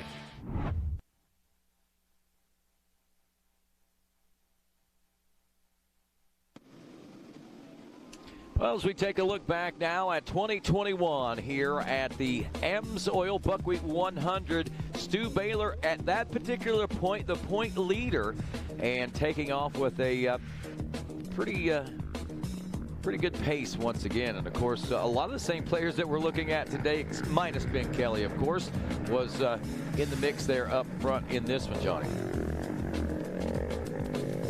Yeah, Ricky Russell again up near the front. Ben Kelly obviously home watching this one this year, but last year was one of the front runners. And the reverse number plate, as you pointed out, points leader of Stu Baylor. Much the same track conditions, a little bit drier last year. And then there is your now champion, Jordan Ashburn. We couldn't miss that helmet last year. Wish he'd go back to that, honestly. Ben Kelly working his way to the front, pushing the pace.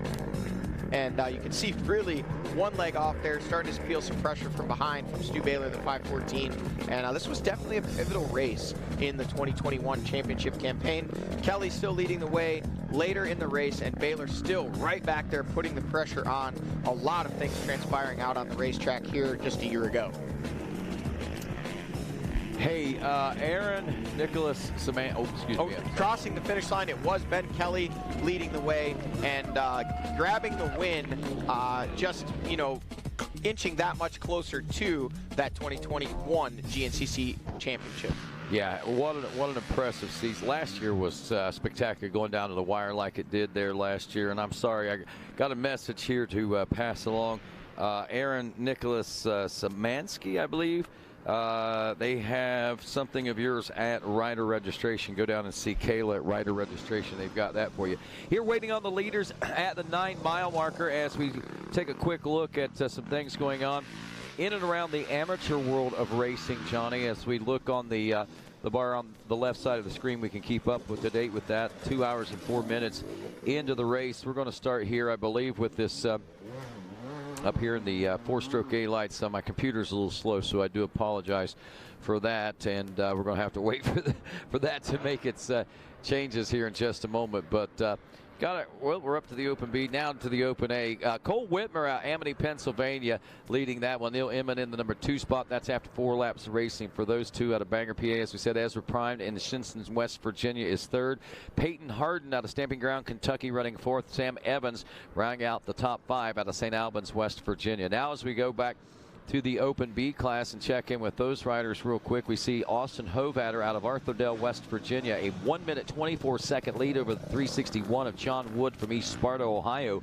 412 of Colt Kuntz out of McHenrystown, Pennsylvania, running in 3rd. 424 Isaac Prunty out of Monongah, West Virginia is 4th, and Jacob Maynard from Genoa, West Virginia, the 712, rounds out the top 5. Grant Davis out of Mashopin, Pennsylvania, leading the 250A class on the 922. The 21 machine now. We'll have to go back and check and see where he is. I believe he was one of the riders we're watching out there. But JoJo Cunningham in 2nd aboard the 21 out of Nelsonville, Ohio, nearly 2 minutes back. 441 Mike DeLosa out of Gillette, PA is 3rd. Jason Tino from Phillipsburg, New Jersey in 4th. And Tyler Palmer out of Denver, North Carolina, rounds out the top 5. 250B class sees Nick DeFeo out of Myrtle Beach, South Carolina, with the lead over Andrew Inman out of Bangor, PA. That's 250B. Again, that's a 6-minute difference we're seeing there. Caleb Hines in 3rd. Caleb Lane, the 311 out of Travelers Rest, South Carolina, in 4th. And Caden Sims rounds out your top 5 out of Bolt, West Virginia. I believe our 150A class sees Jack Walker. And we got our leaders back on screen. There is the 514 now of Stu Baylor, Johnny Gallagher, at this 9-mile marker, and we'll see what kind of a gap he is starting to amass over the rest of the field.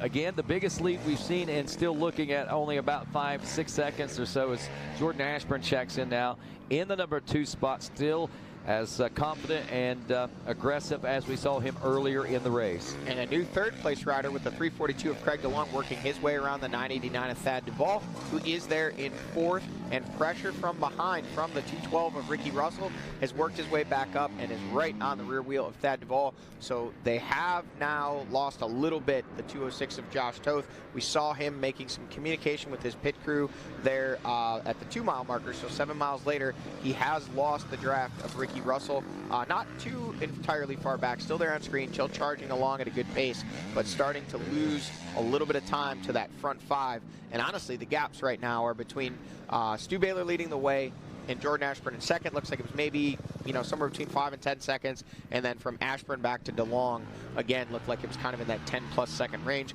Not huge gaps. Obviously, anything can still materialize and change, but the pace is ratcheted up, and it's starting to shred apart the top 6. Absolutely, and I think maybe as impressive as anything to me right now is the gap that we're starting to see that they're stretching out over the XC2 leader now.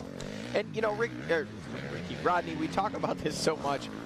These XC2 guys, they're younger for the most part. They're not necessarily all that young, but they're younger. They have a tendency to kind of really go off like a bottle rocket at the beginning. We've seen it, whether it be Mike Wachowski, Johnny Gerard, even going back again, Thad Duvall years ago, Caleb Russell when he was riding XC2. These guys will get up and they'll lead quite a bit. It's commonplace. Grant Baylor back in the day, Stu Baylor when they were XC2 riders. The list goes on and on. Jordan Ashburn when he was an XC2 rider, they would lead or be in podium positions in the overall early in the race.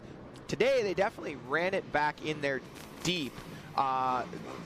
Today to get to near 2 hours into this race and still be in contention, not only for podiums, but potentially for the overall. And it's not over yet, but kind of what we're seeing right now is what we see most times, where the XC1 guys either plug along at the same pace or even ratchet it up. And we see the lap times of the XC2 either stabilize or even drop off. We see those gaps open up from, those guys may still finish well up into the top 5 overall or even on the podium, but there's at least 1 or 2 XC1 guys typically that kind of distance themselves, and we see those gaps really open up over the XC2 guys and see them fall out of those top overall positions. Absolutely. And Ryder Lafferty made the pass on Cody Barnes there for 4th, so that is 4th and 5th in the XC2 class. Yeah, so wow, 2 hours and 8 minutes into this race, and it's already, I imagine as much as these guys have been jockeying around, and as much, it almost seems like we should be at that 3-hour mark, as much excitement and action as that we've seen so far. But we've got, well, basically, we are working on lap number 5 at this particular point, so we'll be getting a white flag next time around. So a little more than a lap of racing left to go in this, and so we'll probably be at that 240, 245 range or something like that as far as the race is concerned, whenever it all ends today. There is your leader on screen. The 514 is Stu Baylor out in that big open field section. So quickly approaching the 10-mile marker out in the field there.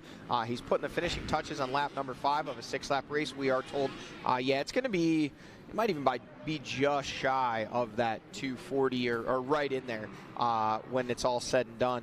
But from our Yamaha Live drone, you can now see the gap back to the number 3 of Jordan Ashburn, and it has definitely opened up a little bit more. Stu Baylor with that heater, with that sprint lap we talked about, is able to make it stick, at least for now. He has lost all of his pursuers. Nobody can see him, and he is still on a charge. He's not taking anything for granted. He wants to amass every second he can, coming around to what should be a white flag waving. This right here is what you call Stu Baylor uncorked. He has. Yeah, our producer coming on and say Stu Baylor has said before, racing for a paycheck, and that's exactly what he's doing, racing for a payday. Those win bonuses pay well, and it's definitely, our producer also did inform us, we are told that Josh Toth may have stopped for a shifter change or is stopping for a shifter change. Don't know exactly. Mikey Wayne's in the pits may have an update on that.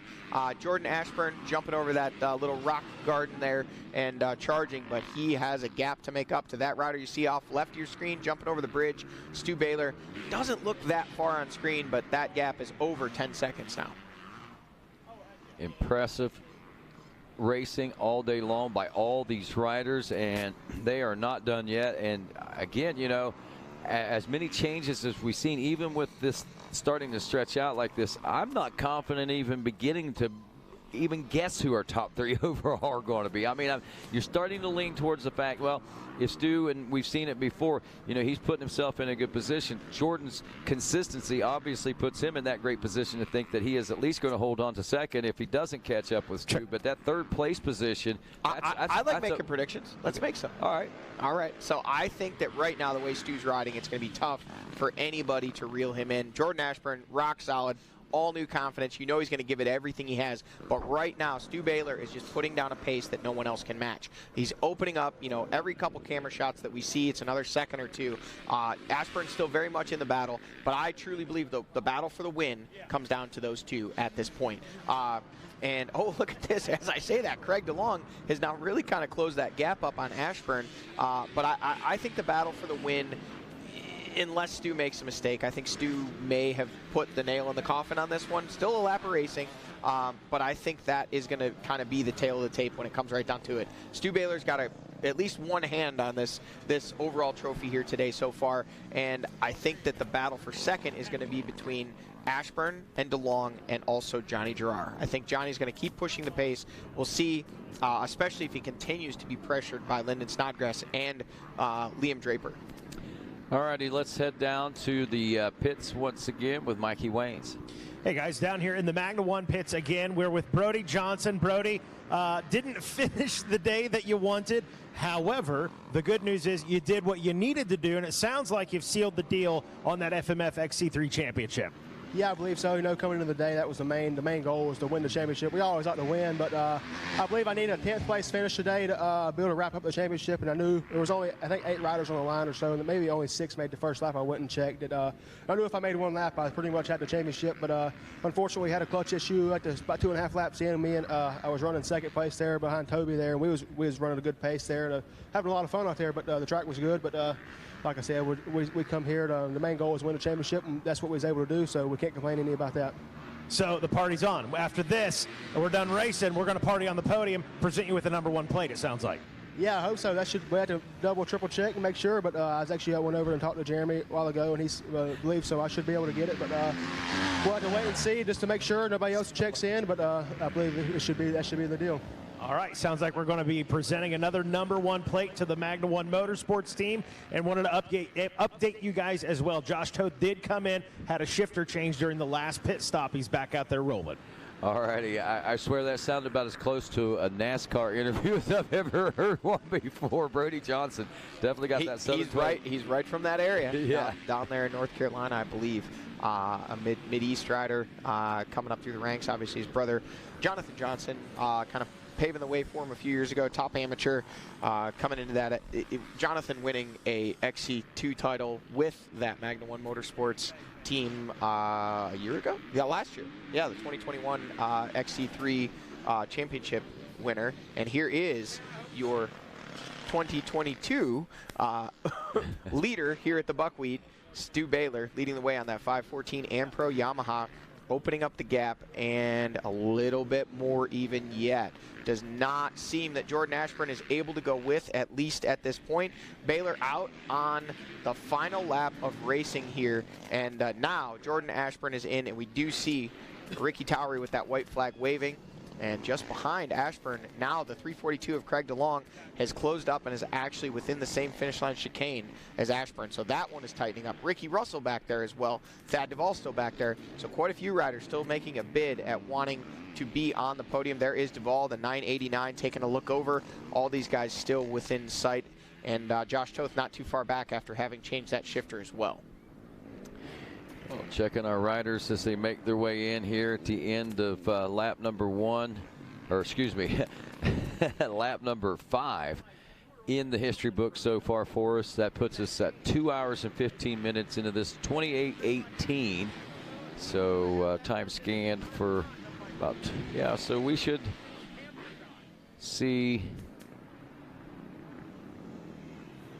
Trying to hold on, sorry about that. 28 minutes. Yeah, we'll be right in that 243 range, 242 range as far as time, I believe, unless Stu, if he continues at this pace, picks it up even more. It's Baylor out front of Ashburn, 19.9 seconds.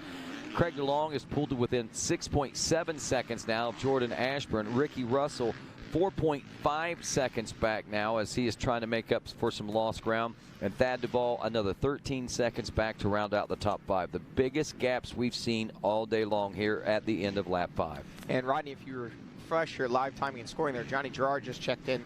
I can tell you without looking that gap is well in excess of the 39 seconds. Wow. Gerard, 6th place overall as far as time adjustments are concerned now. So that pace has definitely picked up here in the last little bit. And you can see it right here. Look at Stu Baylor still on a sprint. You know, again, we know that gap back to Ricky Russell, or I'm sorry, to Jordan Ashburn, 19.9 seconds, so just shy of 20 seconds there. And again, we talked about the previous lap, or the previous laps, they had slowed down about 20 seconds. Baylor back down to that 28.18, which we had seen Johnny Gerard run a 28.18, 28.19 right in there about 3 laps ago, and that had been the previous fastest lap of the race. So Stu Baylor ratcheting back up and not looking like he's just willing to set on that 20-second lead and say, okay, let's cruise this one in. Still looking like he's pushing, maybe not quite with the ferocity that he was a lap ago, but he's also not looking over his shoulder. You know, those pit boards are telling him, hey, you got 20 seconds, and he's just trying to take this one to the finish line, but he's not going to let these guys get any closer if he can help it, that's for sure. Absolutely not. So on his way home to what he hopes will be a win here at the Buckwheat 100. Stu Baylor drops back down into the woods here as we watch on the Yamaha live drone, and about 20 seconds back, Jordan Ashburn, and just maybe 5 or 6 seconds back of him, DeLong. And one rider that I'm going to keep an eye on again is that 212 of Ricky Russell. He may have been down, but I'm not counting him out just yet. I'm going to keep an eye on Craig DeLong. I think Craig DeLong is going to get up in there and start mixing it up with Jordan Ashburn. That's what I think we're going to see on screen here very soon. I think DeLong is hungry. You know, Ashburn definitely hungry, obviously wanting, you know, but knowing he's on that podium, it's, you know, once you've won, that second place just doesn't have that same appeal as it did a few races ago. So there is DeLong still about that 5 seconds back, and Rodney, you're not wrong. There comes Ricky Russell with a lot of fever coming through there, and he's giving it everything he's got, trying to get to the rear wheel of DeLong there. And there is the 99 of Duvall again. Was 13 seconds back when they checked in at scoring, looking like about the same or maybe a little closer. So the West Virginia native still not out of a podium place. Said after the last one, hey man, it's nice being on the podium, but I want to win. You know, Thad really going to have to come up with something special on this last lap to get up there to battle Stu, but still very much in contention for a podium for sure. Yeah, you know, when Thad took the lead there earlier in the race, in my mind, I thought that maybe this was the last lead change we were going to see for the day, and honestly quite shocked whenever I seen it turn out to be different whenever we came back around. But honestly shouldn't be, because we've seen that happen not only yesterday but so many times today through the first hour and a half, and you know, here at 2 hours and 20 minutes we may see even more changes. Yeah, I don't know that, I definitely don't know that things are going to finish in the order that they run right now. But again, I do think that Stu Baylor has done enough at this point with a 20-second lead and the pace that he's riding. Barring a miscue by him or, you know, a real big issue with lappers, I just feel like right now he has established himself as the rider that is probably going to get the job done today, all things considered. You know, Jordan Ashburn giving it everything he's got, but he just doesn't appear to be able to match the pace of Baylor right now. Well, of course, looking back a little further, there you go. It's getting tighter back there as far as Andrew DeLong was concerned, but didn't see Ricky come through that time. Craig came through, but Ricky definitely lost some time in that section. He was closer to DeLong when we saw him just about a half mile earlier, and now he's falling back into the and that was the section Ricky had trouble in the previous lap when Josh, or maybe in the lap before that when Josh Toth stopped and talked. He had gone from the lead all the way back to 6th. All right, now I'm not sure what section of the track. It might be in this section, but Trail Boss Ryan Eccles, as he gave course description today, was talking about an addition of a new hill that said if you made it, you could probably make up about 10 seconds, but if you don't make it, you're going to lose a lot more than that. And I'm not sure exactly where it was on the racetrack, so I was thinking it was more closer to midway point of the track around the 6 mile or something like that. Yeah, but I don't think it's in this section. I know this section, and although I didn't, as I mentioned, did not pedal the track on Friday, in riding this section, there really wasn't any deviations from the main course to where you couldn't run an optional hill climb. Anything's possible, but the only thing I can say is this section, as I pointed out earlier, it's got a couple very rooty off-cambers. Right. That there's a very direct line across the top, and then there's kind of a zigzaggy line on the bottom, and it would be easy to wash the front end in that off-camber direct line across the top. Look at this. Actually, nothing's decided yet, but it's starting to look like Stu Baylor as we pointed out, a pretty good grasp on this one right now. But, man, this XC2 battle completely up for grabs between 3 riders still, 2 hours, 21 minutes into this at the 2-mile marker, meaning they only have about 9 miles of racing left. And right now, Johnny Gerard is holding on to it. But right behind him, Lyndon Snodgrass is lurking. And Liam Draper is saying, hey, man, West Virginia owes me one. I feel like I got robbed 4 weeks ago, and he's wanting to take it here today. Taking it to the top of the hill here and around the tree, Stu Baylor on the 514 Ampro Yamaha, pitching her sideways, catching that inside line, looking for some smooth track and some running room, taking a look over to the left, and he is not seeing Jordan Ashburn just yet. Ashburn is probably just emerging from the woods about now, more than 20 seconds back. We'll see if we can get a gap here when they come in to the GBC Tires pit stop area from the Yamaha Live drone. We'll switch to a static camera here in a moment, and with the race clock at 2:22:09, he goes into the corner there, coming out into the GBC Tires pit stop, and we'll see if we can get the same shot of Ashburn. Looks like we're going to follow Baylor, understandably so. Not going to be able to get an exact split here until we have a shot where it stays the same. There's Ashburn. So 09 to 27. So that's 28 seconds. So that's opened up from just 19.9-ish at the finish line. So in about 4 miles of track, it's opened up about another 9 seconds, 8.5, 9 seconds. Well, DeLong inching closer and closer to the rear fender there of Jordan Ashburn as this lap progresses. And like you said, only about 8 minutes into this. We got about 20 minutes or so before we'll be seeing a checker flag fly for whomever it's going to be, whether it be Stu Baylor, Jordan Ashburn, Craig DeLong, Ricky Russell, or even Thad Duvall at this particular point. Johnny Gerard is listed as 6th overall after 5 laps complete. Snodgrass would then be 7th. Liam Draper in 8th. Josh Toth on time adjustments is 9th overall. And Ryder Lafferty rounds out the top 10.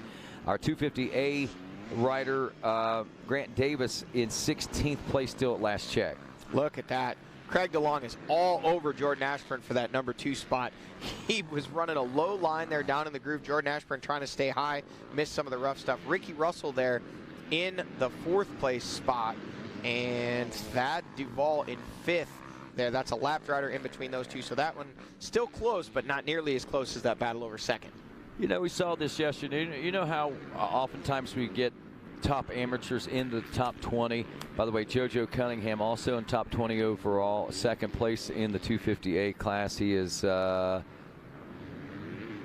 like 18th overall. But, you know, we saw this happen yesterday in the ATVs. You know, oftentimes we see, you know, some top A class riders working their way and moving in and through the top 20 overall. But today and yesterday both, it's been a little tougher for those guys. What's the difference, you think? You know, that it may just be, as you like to put, circumstance and happenstance, because there really, in my opinion, isn't anything about this track that would lend itself to, I mean, there's enough rock and enough technical stuff, and definitely a place where you can get yourself into trouble. But yesterday, on the ATV side and today on the bike side, seemingly all of the players in the XC1 and XC2 came out to play. And no mechanical issue. I mean, obviously we lost Rui Barbosa, or he lost a bunch of time, but the majority of the rest of these guys, you know, and keep in mind how many XC1 guys are missing. We only started with 7, so for the A guys not to be able to work their way up, you know, just barely inside the top 20 really shows how strong the field of XC1 and XC2 riders that are here with us this weekend are. You know, we're missing Grant Baylor, we're missing a few others as well that are either mending or not with us this weekend. Oh, look at this. Craig DeLong has gotten around Jordan Ashburn, and could be wrong, but it seemed like they were a little bit closer to Stu Baylor there. And Ricky Russell still charging, trying to get up in. You know he wants to be on the podium here today. His team, Coastal Racing Gas, based out of Morgantown, West Virginia, not too far from here at all. So pretty well a home race for them. Nice thing for them, they got quite a few home races. Mason-Dixon, this one. So, yeah, Snowshoe not too far. But, yeah, Ricky wanted to be up on that podium today, and Thad Duvall, obviously in his home state, wanting to as well. Those guys still in the thick of that battle, but Craig DeLong has now worked his way around Jordan Ashburn and into the number 2 spot. Well, we are 2 hours, 25 minutes into this one. We've got what I'm calculating about, just under 17 minutes before we'll likely see a checker flag come out. Stu Baylor leading Jordan Ashburn. Now make that Craig DeLong. Then Jordan Ashburn in the number 3 spot. And Ricky Russell and Thad Duvall in 4th and 5th. Man, how is this one going to end? There's only one way to find out. You're watching GNCC live on EraserTV.com.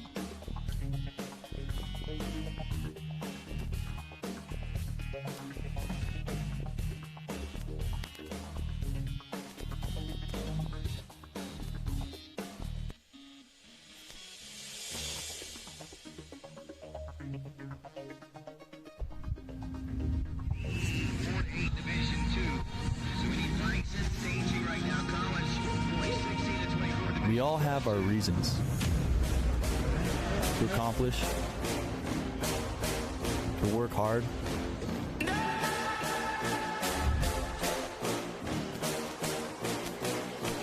We share a common goal, to be the best.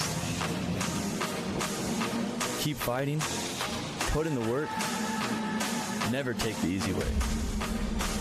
Your drive and determination fuels our passion.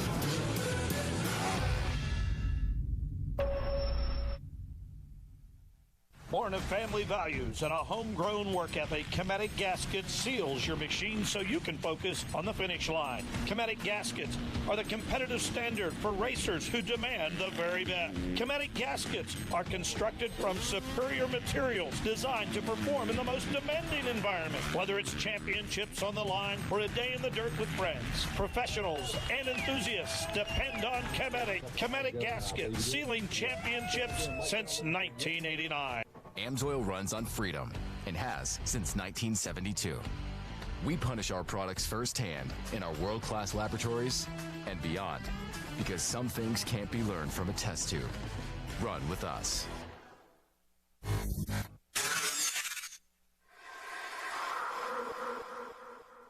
Last season was my best season ever by far. I won a lot of races. I won a championship, and it was also my first year using ARMA. And one of the things I noticed was just my ability to string good days together. You know, like especially in the summertime in Florida where you're riding every day and the heat index is 108 degrees and you're doing 230s and going to the gym and bicycle and all that stuff. I think in the past I've been super inconsistent day to day. Yeah, I may have a good race here or a good day during the week there, but overall I think where I improved the most was my consistency in my recovery.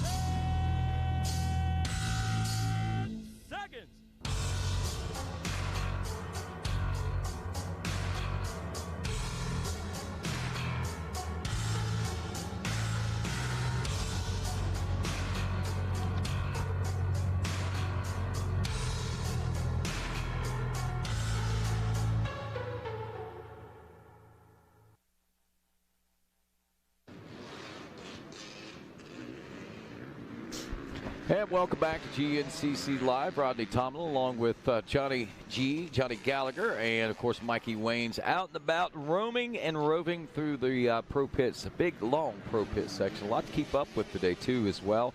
Well, not a lot, just a lot to try to figure out, I think, as we're all left scratching our heads a lot in the many different camera shots that we've seen, and I'm sure the radio updates that they're getting amongst the pitmen as well.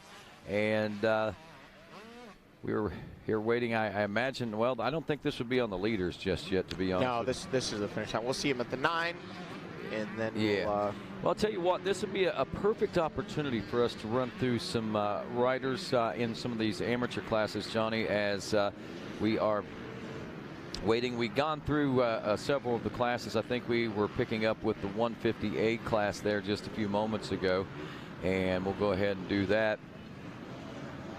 I believe we're looking at Jack Walker leading David Johnson and Jimmy Pruder 1, 2, and 3. By the way, Walker a lap ahead of David Johnson and only 3 laps in so far for Pruder, so probably going to see that one finish that way today as we go to the 150B class now. And if the computer cooperates here. Again, if you're watching the left side of the screen, oftentimes a lot of those will be popping up there. Owen Barnes leading the 150B class out of Honesdale, Pennsylvania. Robert Weiss, the 216 from Woodland, New Jersey, is second. Third place, the 430 of Austin Sakanikas out of Point of Rocks, Maryland. And Andrew Seegers out of Sumter, South Carolina, the 536 and fourth. In fifth, 317 is Brady Beerbaum out of Hayworth, Illinois. So just a couple more classes to look at here. Cole Forbes out of Richmond, Virginia, on the leading in the 4-stroke A lights class over the 587 of Lane Whitmer out of Amity, Pennsylvania. Chase Landers out of Monterey, Tennessee, running third in 254. The 327 Matthew Hollenbeck is out of Kennerdale, Pennsylvania.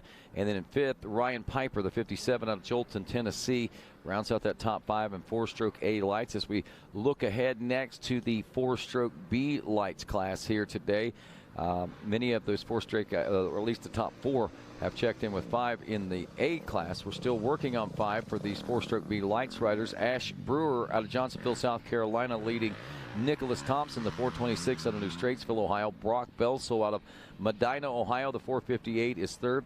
280 Thomas Allen out of Taylor, South Carolina in fourth. The 403 of Wade Tucker from Spencer, Indiana, rounds out the top 5 there in the 4-stroke B class.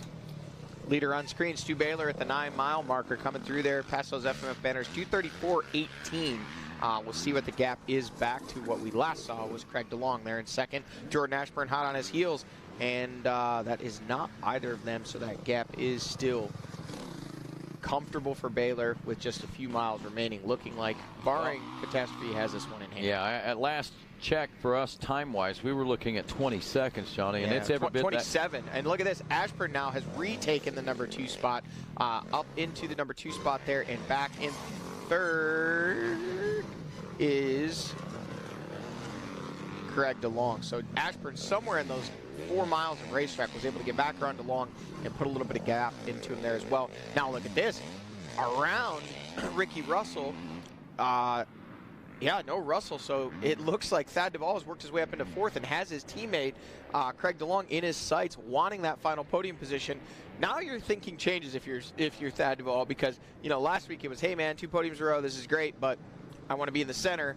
If you're the last lap and you can see third place in front of you, especially if it's your teammate, you want that podium position and you want it bad. Absolutely, and you want to be the number 1 guy under the tent whenever it comes to the next race for sure. And the best way to do that is to beat your opponent, even if he's under your tent there. So that's what Thad's trying to make happen. Again, questions, I'm with you. I didn't see the 212 going through there, I don't think. And that begs the question, Ricky Russell, is there a mechanical issue? Did he go down? Just lost some time? Not exactly sure. We'll get an update on that when we can. We'll keep watching the screen and look for the 212 of Russell, but what we're seeing coming is the 206 of Toth, meaning that definitely Ricky Russell, unless we missed him on screen there, which I don't believe we did. It is possible. We'll see him again here from the Yamaha Live drone in about another mile, and we'll be able to scan that whole big area and make sure that in the back and forth of the camera, we didn't skip over him, but I did not see the 212 Coastal Racing gas of Ricky Russell, meaning now Toth up to the 5th place. And look at this, a new leader in XC2, Lyndon Snodgrass again. a new leader again. He's already led this one for quite a while, but he is leading a very hard charging Johnny Gerard, and there is Ricky Russell, who's physically dropped back behind those guys, and they have now also dropped the 198 of Liam Draper. There he is, not too crazy far back, but again, reiterating the fact that Ricky Russell has come by now. He is behind Johnny Gerard and your leader, Lyndon Snodgrass. So that is the battle for the win in XC2, and that one is tight. Stu Baylor, upwards of a 20-second gap. Last we actually had it on a clock was 27 seconds, almost 28, but looked to be about the same when they came by here at the 9-mile marker, Rodney. Yeah, not much of a change there for sure. As we look at 2 hours and 37 minutes and how much time before we see our leaders. We should be well within the 10-minute frame there, so we're getting close to the finish line, and folks are really starting to anticipate the finish of this one. No, I don't think we're going to see the big battles at the finish line necessarily for first place, but I'll tell you what, the excitement will be just as though they were when Stu Baylor comes through, because what a race today. What a race, and Stu Baylor getting pit boards. Not sure what that's saying. Maybe it's just the gap, but the real question at this point, can't give these things away before the checkered flag flies, but Stu Baylor has this one very well in hand from our Yamaha Live drone. You can see as we back up here, nobody else in the field section yet. Baylor taking another look over, upwards of 25 seconds. Will we meet Larry at the finish line? Loop out Larry. Huh? Loop out Larry. Loop out Larry. Oh, that's a good question. It is. It's become a tradition. Yep, absolutely. Now, I wasn't in West. Did he do it in West? He did. At Beckley? He did. Well, then I would have. He wasn't proud of his effort, though. I think it kind of went sideways. There was some mud, and he literally said to Mason Rader when he made the recap video, he said, man, that was pathetic. I need to do better. So looking like he's going to have maybe another shot at it here. Jordan Ashburn now with a comfortable gap over the 342 of Craig DeLong. Pressure coming from behind in the form of his teammate, the 989 of Thad Duvall, but there is your leader, Stu Baylor. Literally just about a mile of racetrack between him and the finish line, a checkered flag waving, and potentially Loop Out Larry making another appearance here at GNCC. The Larry. I think we'll just call it the Larry from here on out. Yeah, he Larried her. Maybe he's going to Larry her again. So we'll... if I was a betting man right now, I'd probably put my money on it. You know what I'm saying? Oh, yeah. I wouldn't bet against it, that's for sure. Wow. I'm just reflecting back on the difference of what we've seen through those first 4 laps, how tight they were. And then by through lap 5, things changed so dramatically. Watch this on screen from our Yamaha Live drone. There is Jordan Ashburn. But as the camera, if it stays there long enough, we will see 2 identically prepared, identically dressed Rockstar Husqvarna riders battling nearly wheel to wheel. And there is DeLong and there is Duvall. So the double Ds, DeLong and Duvall, pushing the pace, and what they're doing is they're actually pulling themselves closer to Jordan Ashburn. So if Ashburn isn't aware that this battle is going on behind him, he may find himself in the middle of a 3-rider battle over the final 2 podium spots. Somebody ultimately is going to be left off the podium here, Rodney. Well, just a couple of minutes away from the finish line at this particular point, as the fans are waiting in anticipation, and we're watching here to see how things are going to unfold in this battle for the 3rd and final podium position from our live drone here. And here come, should be soon, the Rockstar Husqvarna riders. That's actually Jordan Ashburn there, the Magna 1 Motorsports Husqvarna rider in 2nd. Okay. And there are the next 2, so they've gotten even closer now to Ashburn. And Duvall with a great drive. He's up alongside of DeLong. They are virtually side by side as they explode that berm. And Duvall takes a face full of roost. And look, they are drawing ever closer to the rear tire of Ashburn. Wow. Great riding by DeLong, great riding by the 989, and Jordan Ashburn, not sure if he realizes what kind of force is rolling up behind him right now, but this little section right here is going to be quite interesting. This is exciting. Will Jordan Ashburn be fall victim of prey from these 2 that are stalking behind right now? Man, we are less than 2 minutes away from a finish line. and checker flags. And when this happens, I still don't know how it's going to finish. You're right. Second, third, and fourth still up for grabs. Rodney, we'll watch here. Our Yamaha Live drone is going to reset, keeping in mind we still have that battle for the XC2 win between our leader, Lyndon Snodgrass, second place, Johnny Gerard. When we last saw them at the 9-mile marker, virtually wheel to wheel, battling each other so close. And you could see the intensity out of both of those riders digging so deep late in this one. 2 hours, 40-plus minutes into it. They're still having to dig. Those heart rates are maxed, and they're needing to go faster, faster. Well, you can pretty much just take that same line of rhetoric and repeat it for that battle over the podium in XC1. Between where we saw those guys disappear off that hill and the finish, there is at least 15 2, 4, 5, 6 line sections, and it's a serpentine section of track that goes back and forth along an off camber. There's a bunch of mud holes down in there. Now, by now, this deep into the race, these guys have figured out what is the fastest line, but the big whammy factor is those lappers. If a lapper's in the fast line, now suddenly you're needing to take a different line, and when you got 3 guys, many times that we're not going to see down here in those dark woods just below, they're going to be fanned out 3 wide across 4, 5, 6 different lines, and we may see an entirely different running order for that second, third, and fourth place position when they come out here in inside of 2 minutes. Waiting with bated breath on your leader, Stu Baylor, to make his way into visual contact here as he approaches the finish line in search of another claim in the Mountain State here. King of the West Virginia Mountains so far here in 2022. Typical Stu Baylor fashion. That was the where did they go arms. Where did they go? Where did they go? And there he is. Stu Baylor captures another win here at the GNCC. And no Larry. No loop out Larry. Both lost their money. But that was definitely a hand gesture. Where did they go? And they do pop out still in the same running order, but there is still a couple corners here, and it looks like Thad Duvall going to try and get a run on his teammate, but I don't think he's close enough to get the job done. It's going to be second place Jordan Ashburn, third place Craig DeLong, fourth place Thad Duvall, and you can see the elbow drop. He gave it everything just off the podium by a matter of fractions of a second.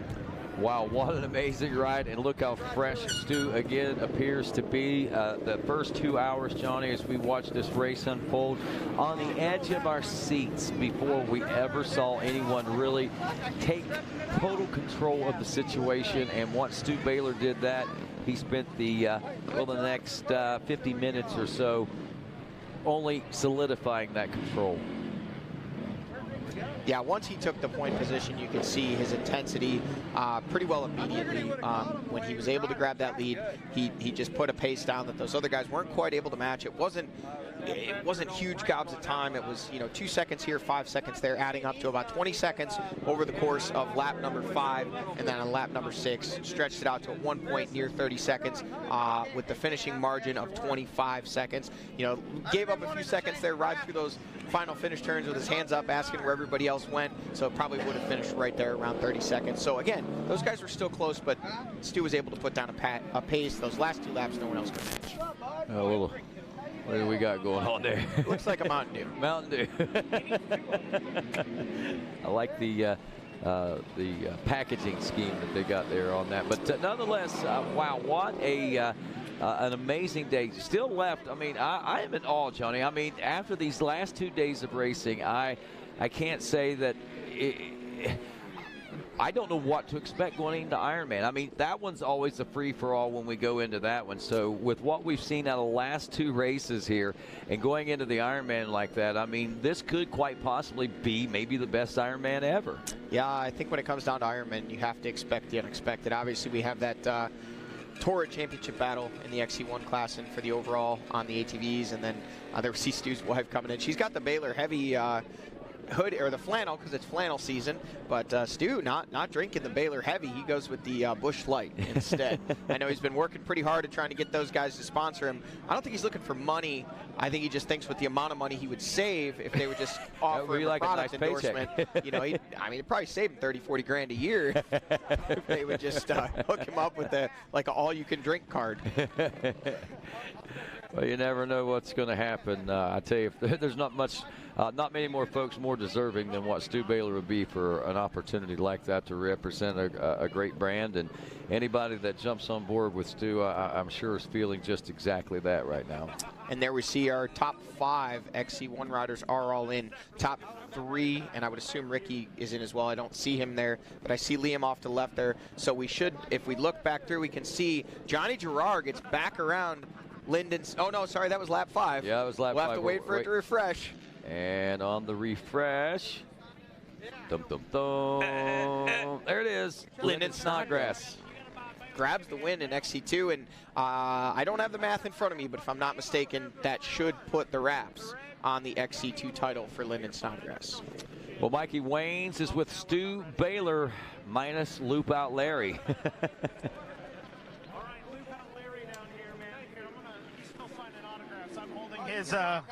His soda. Stu Baylor, man, you check in here for the win, and you said, where the heck is everybody? Yeah, you know, it was a good day. I was really getting frustrated. I was trying to make some moves, and the last 2 tracks, it's been, I'm sure, awesome for the spectators. Just wish we had more. I don't know why people are scared of the gas prices.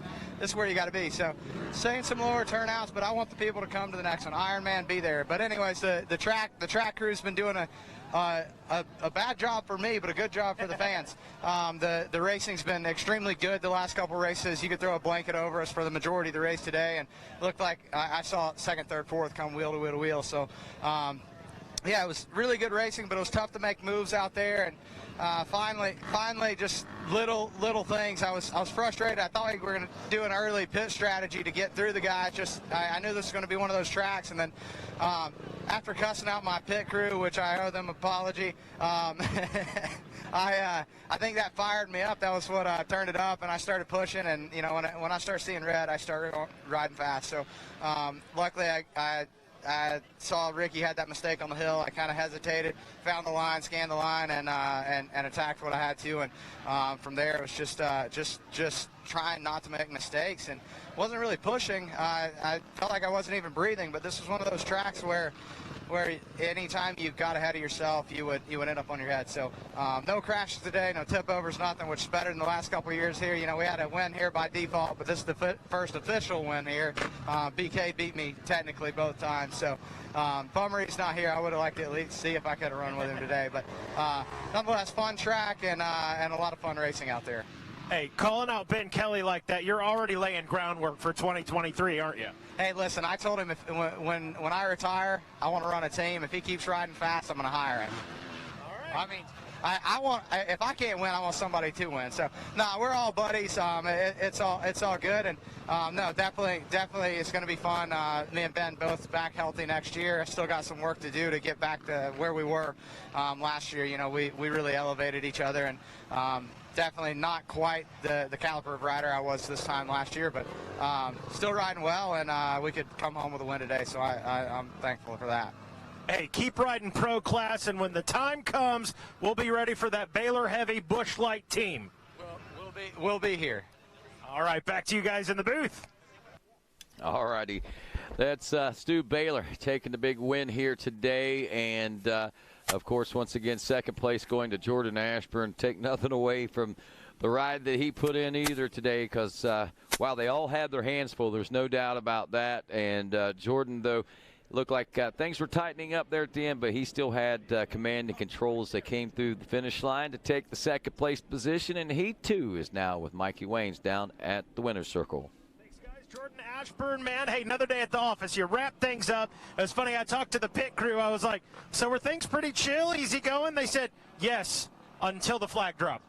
Yeah, you know, I was ready to go today and try to come out and get another win for the series over this year. And, man, I just got T-boned the first corner and kind of busted my hand up, and kind of took me a while to kind of figure out to hold on and keep going, and just put my head down today. And the track was really sketchy, and I knew it was going to be, and everybody racing really tight.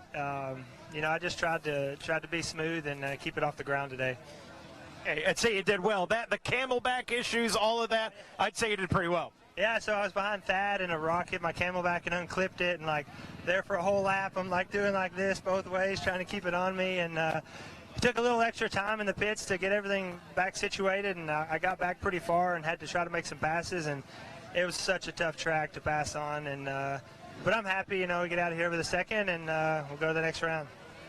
On to Ironman. That is your 2022 champ right there, taking second place here today at the Buckwheat 100. Jordan Ashburn. That sounds cool when you say the 2022 champ like that, huh? And interesting, we talk about it all the time. We hear about some of these issues after the race. We knew about the camelback. We didn't know what caused it. But for him to say, that was definitely affecting him. But also for him to say, T-bone in the first turn, busted up my hand a little bit, couldn't figure out how to ride. He was leading lap 1. And he says, I just couldn't really figure out how to ride. He was leading. So, this is a guy that he's obviously, his standards for, podiums aren't something he's thinking about anymore. I mean, obviously, on a bad day, you got to collect the podium, get your points. This guy's here to win. And Stu Baylor poured a little fuel maybe on Jordan's fire there in his interview, talking about him and Ben being back next year. And Jordan's going to have that number 1 plate. No question that Stu and potentially Josh Strang, Ben Kelly, so many guys, Ricky Russell, Thad Duvall, all these guys will be coming into round 1 2023 ready, loaded for bear and ready to battle for a championship. But the bottom line is the guy with the number 1 plate on his bike is going to be Jordan Ashburn, and there's nothing anybody can do about that, at least for the time being. Absolutely nothing that anybody's going to do about that until this time next year, actually, Johnny. And you know what? We still got to do one more. We got Ironman in 2 weeks. Absolutely. So it ain't over yet. Heck no, it ain't. Stu Baylor again taking the win. Ashburn and Craig DeLong in the number 3 spot. Thad Duvall in 4th. And Lyndon Snodgrass gets 5th place overall. And down in the winner's circle with our 3rd place finisher, once again, Mikey Waynes with Craig DeLong.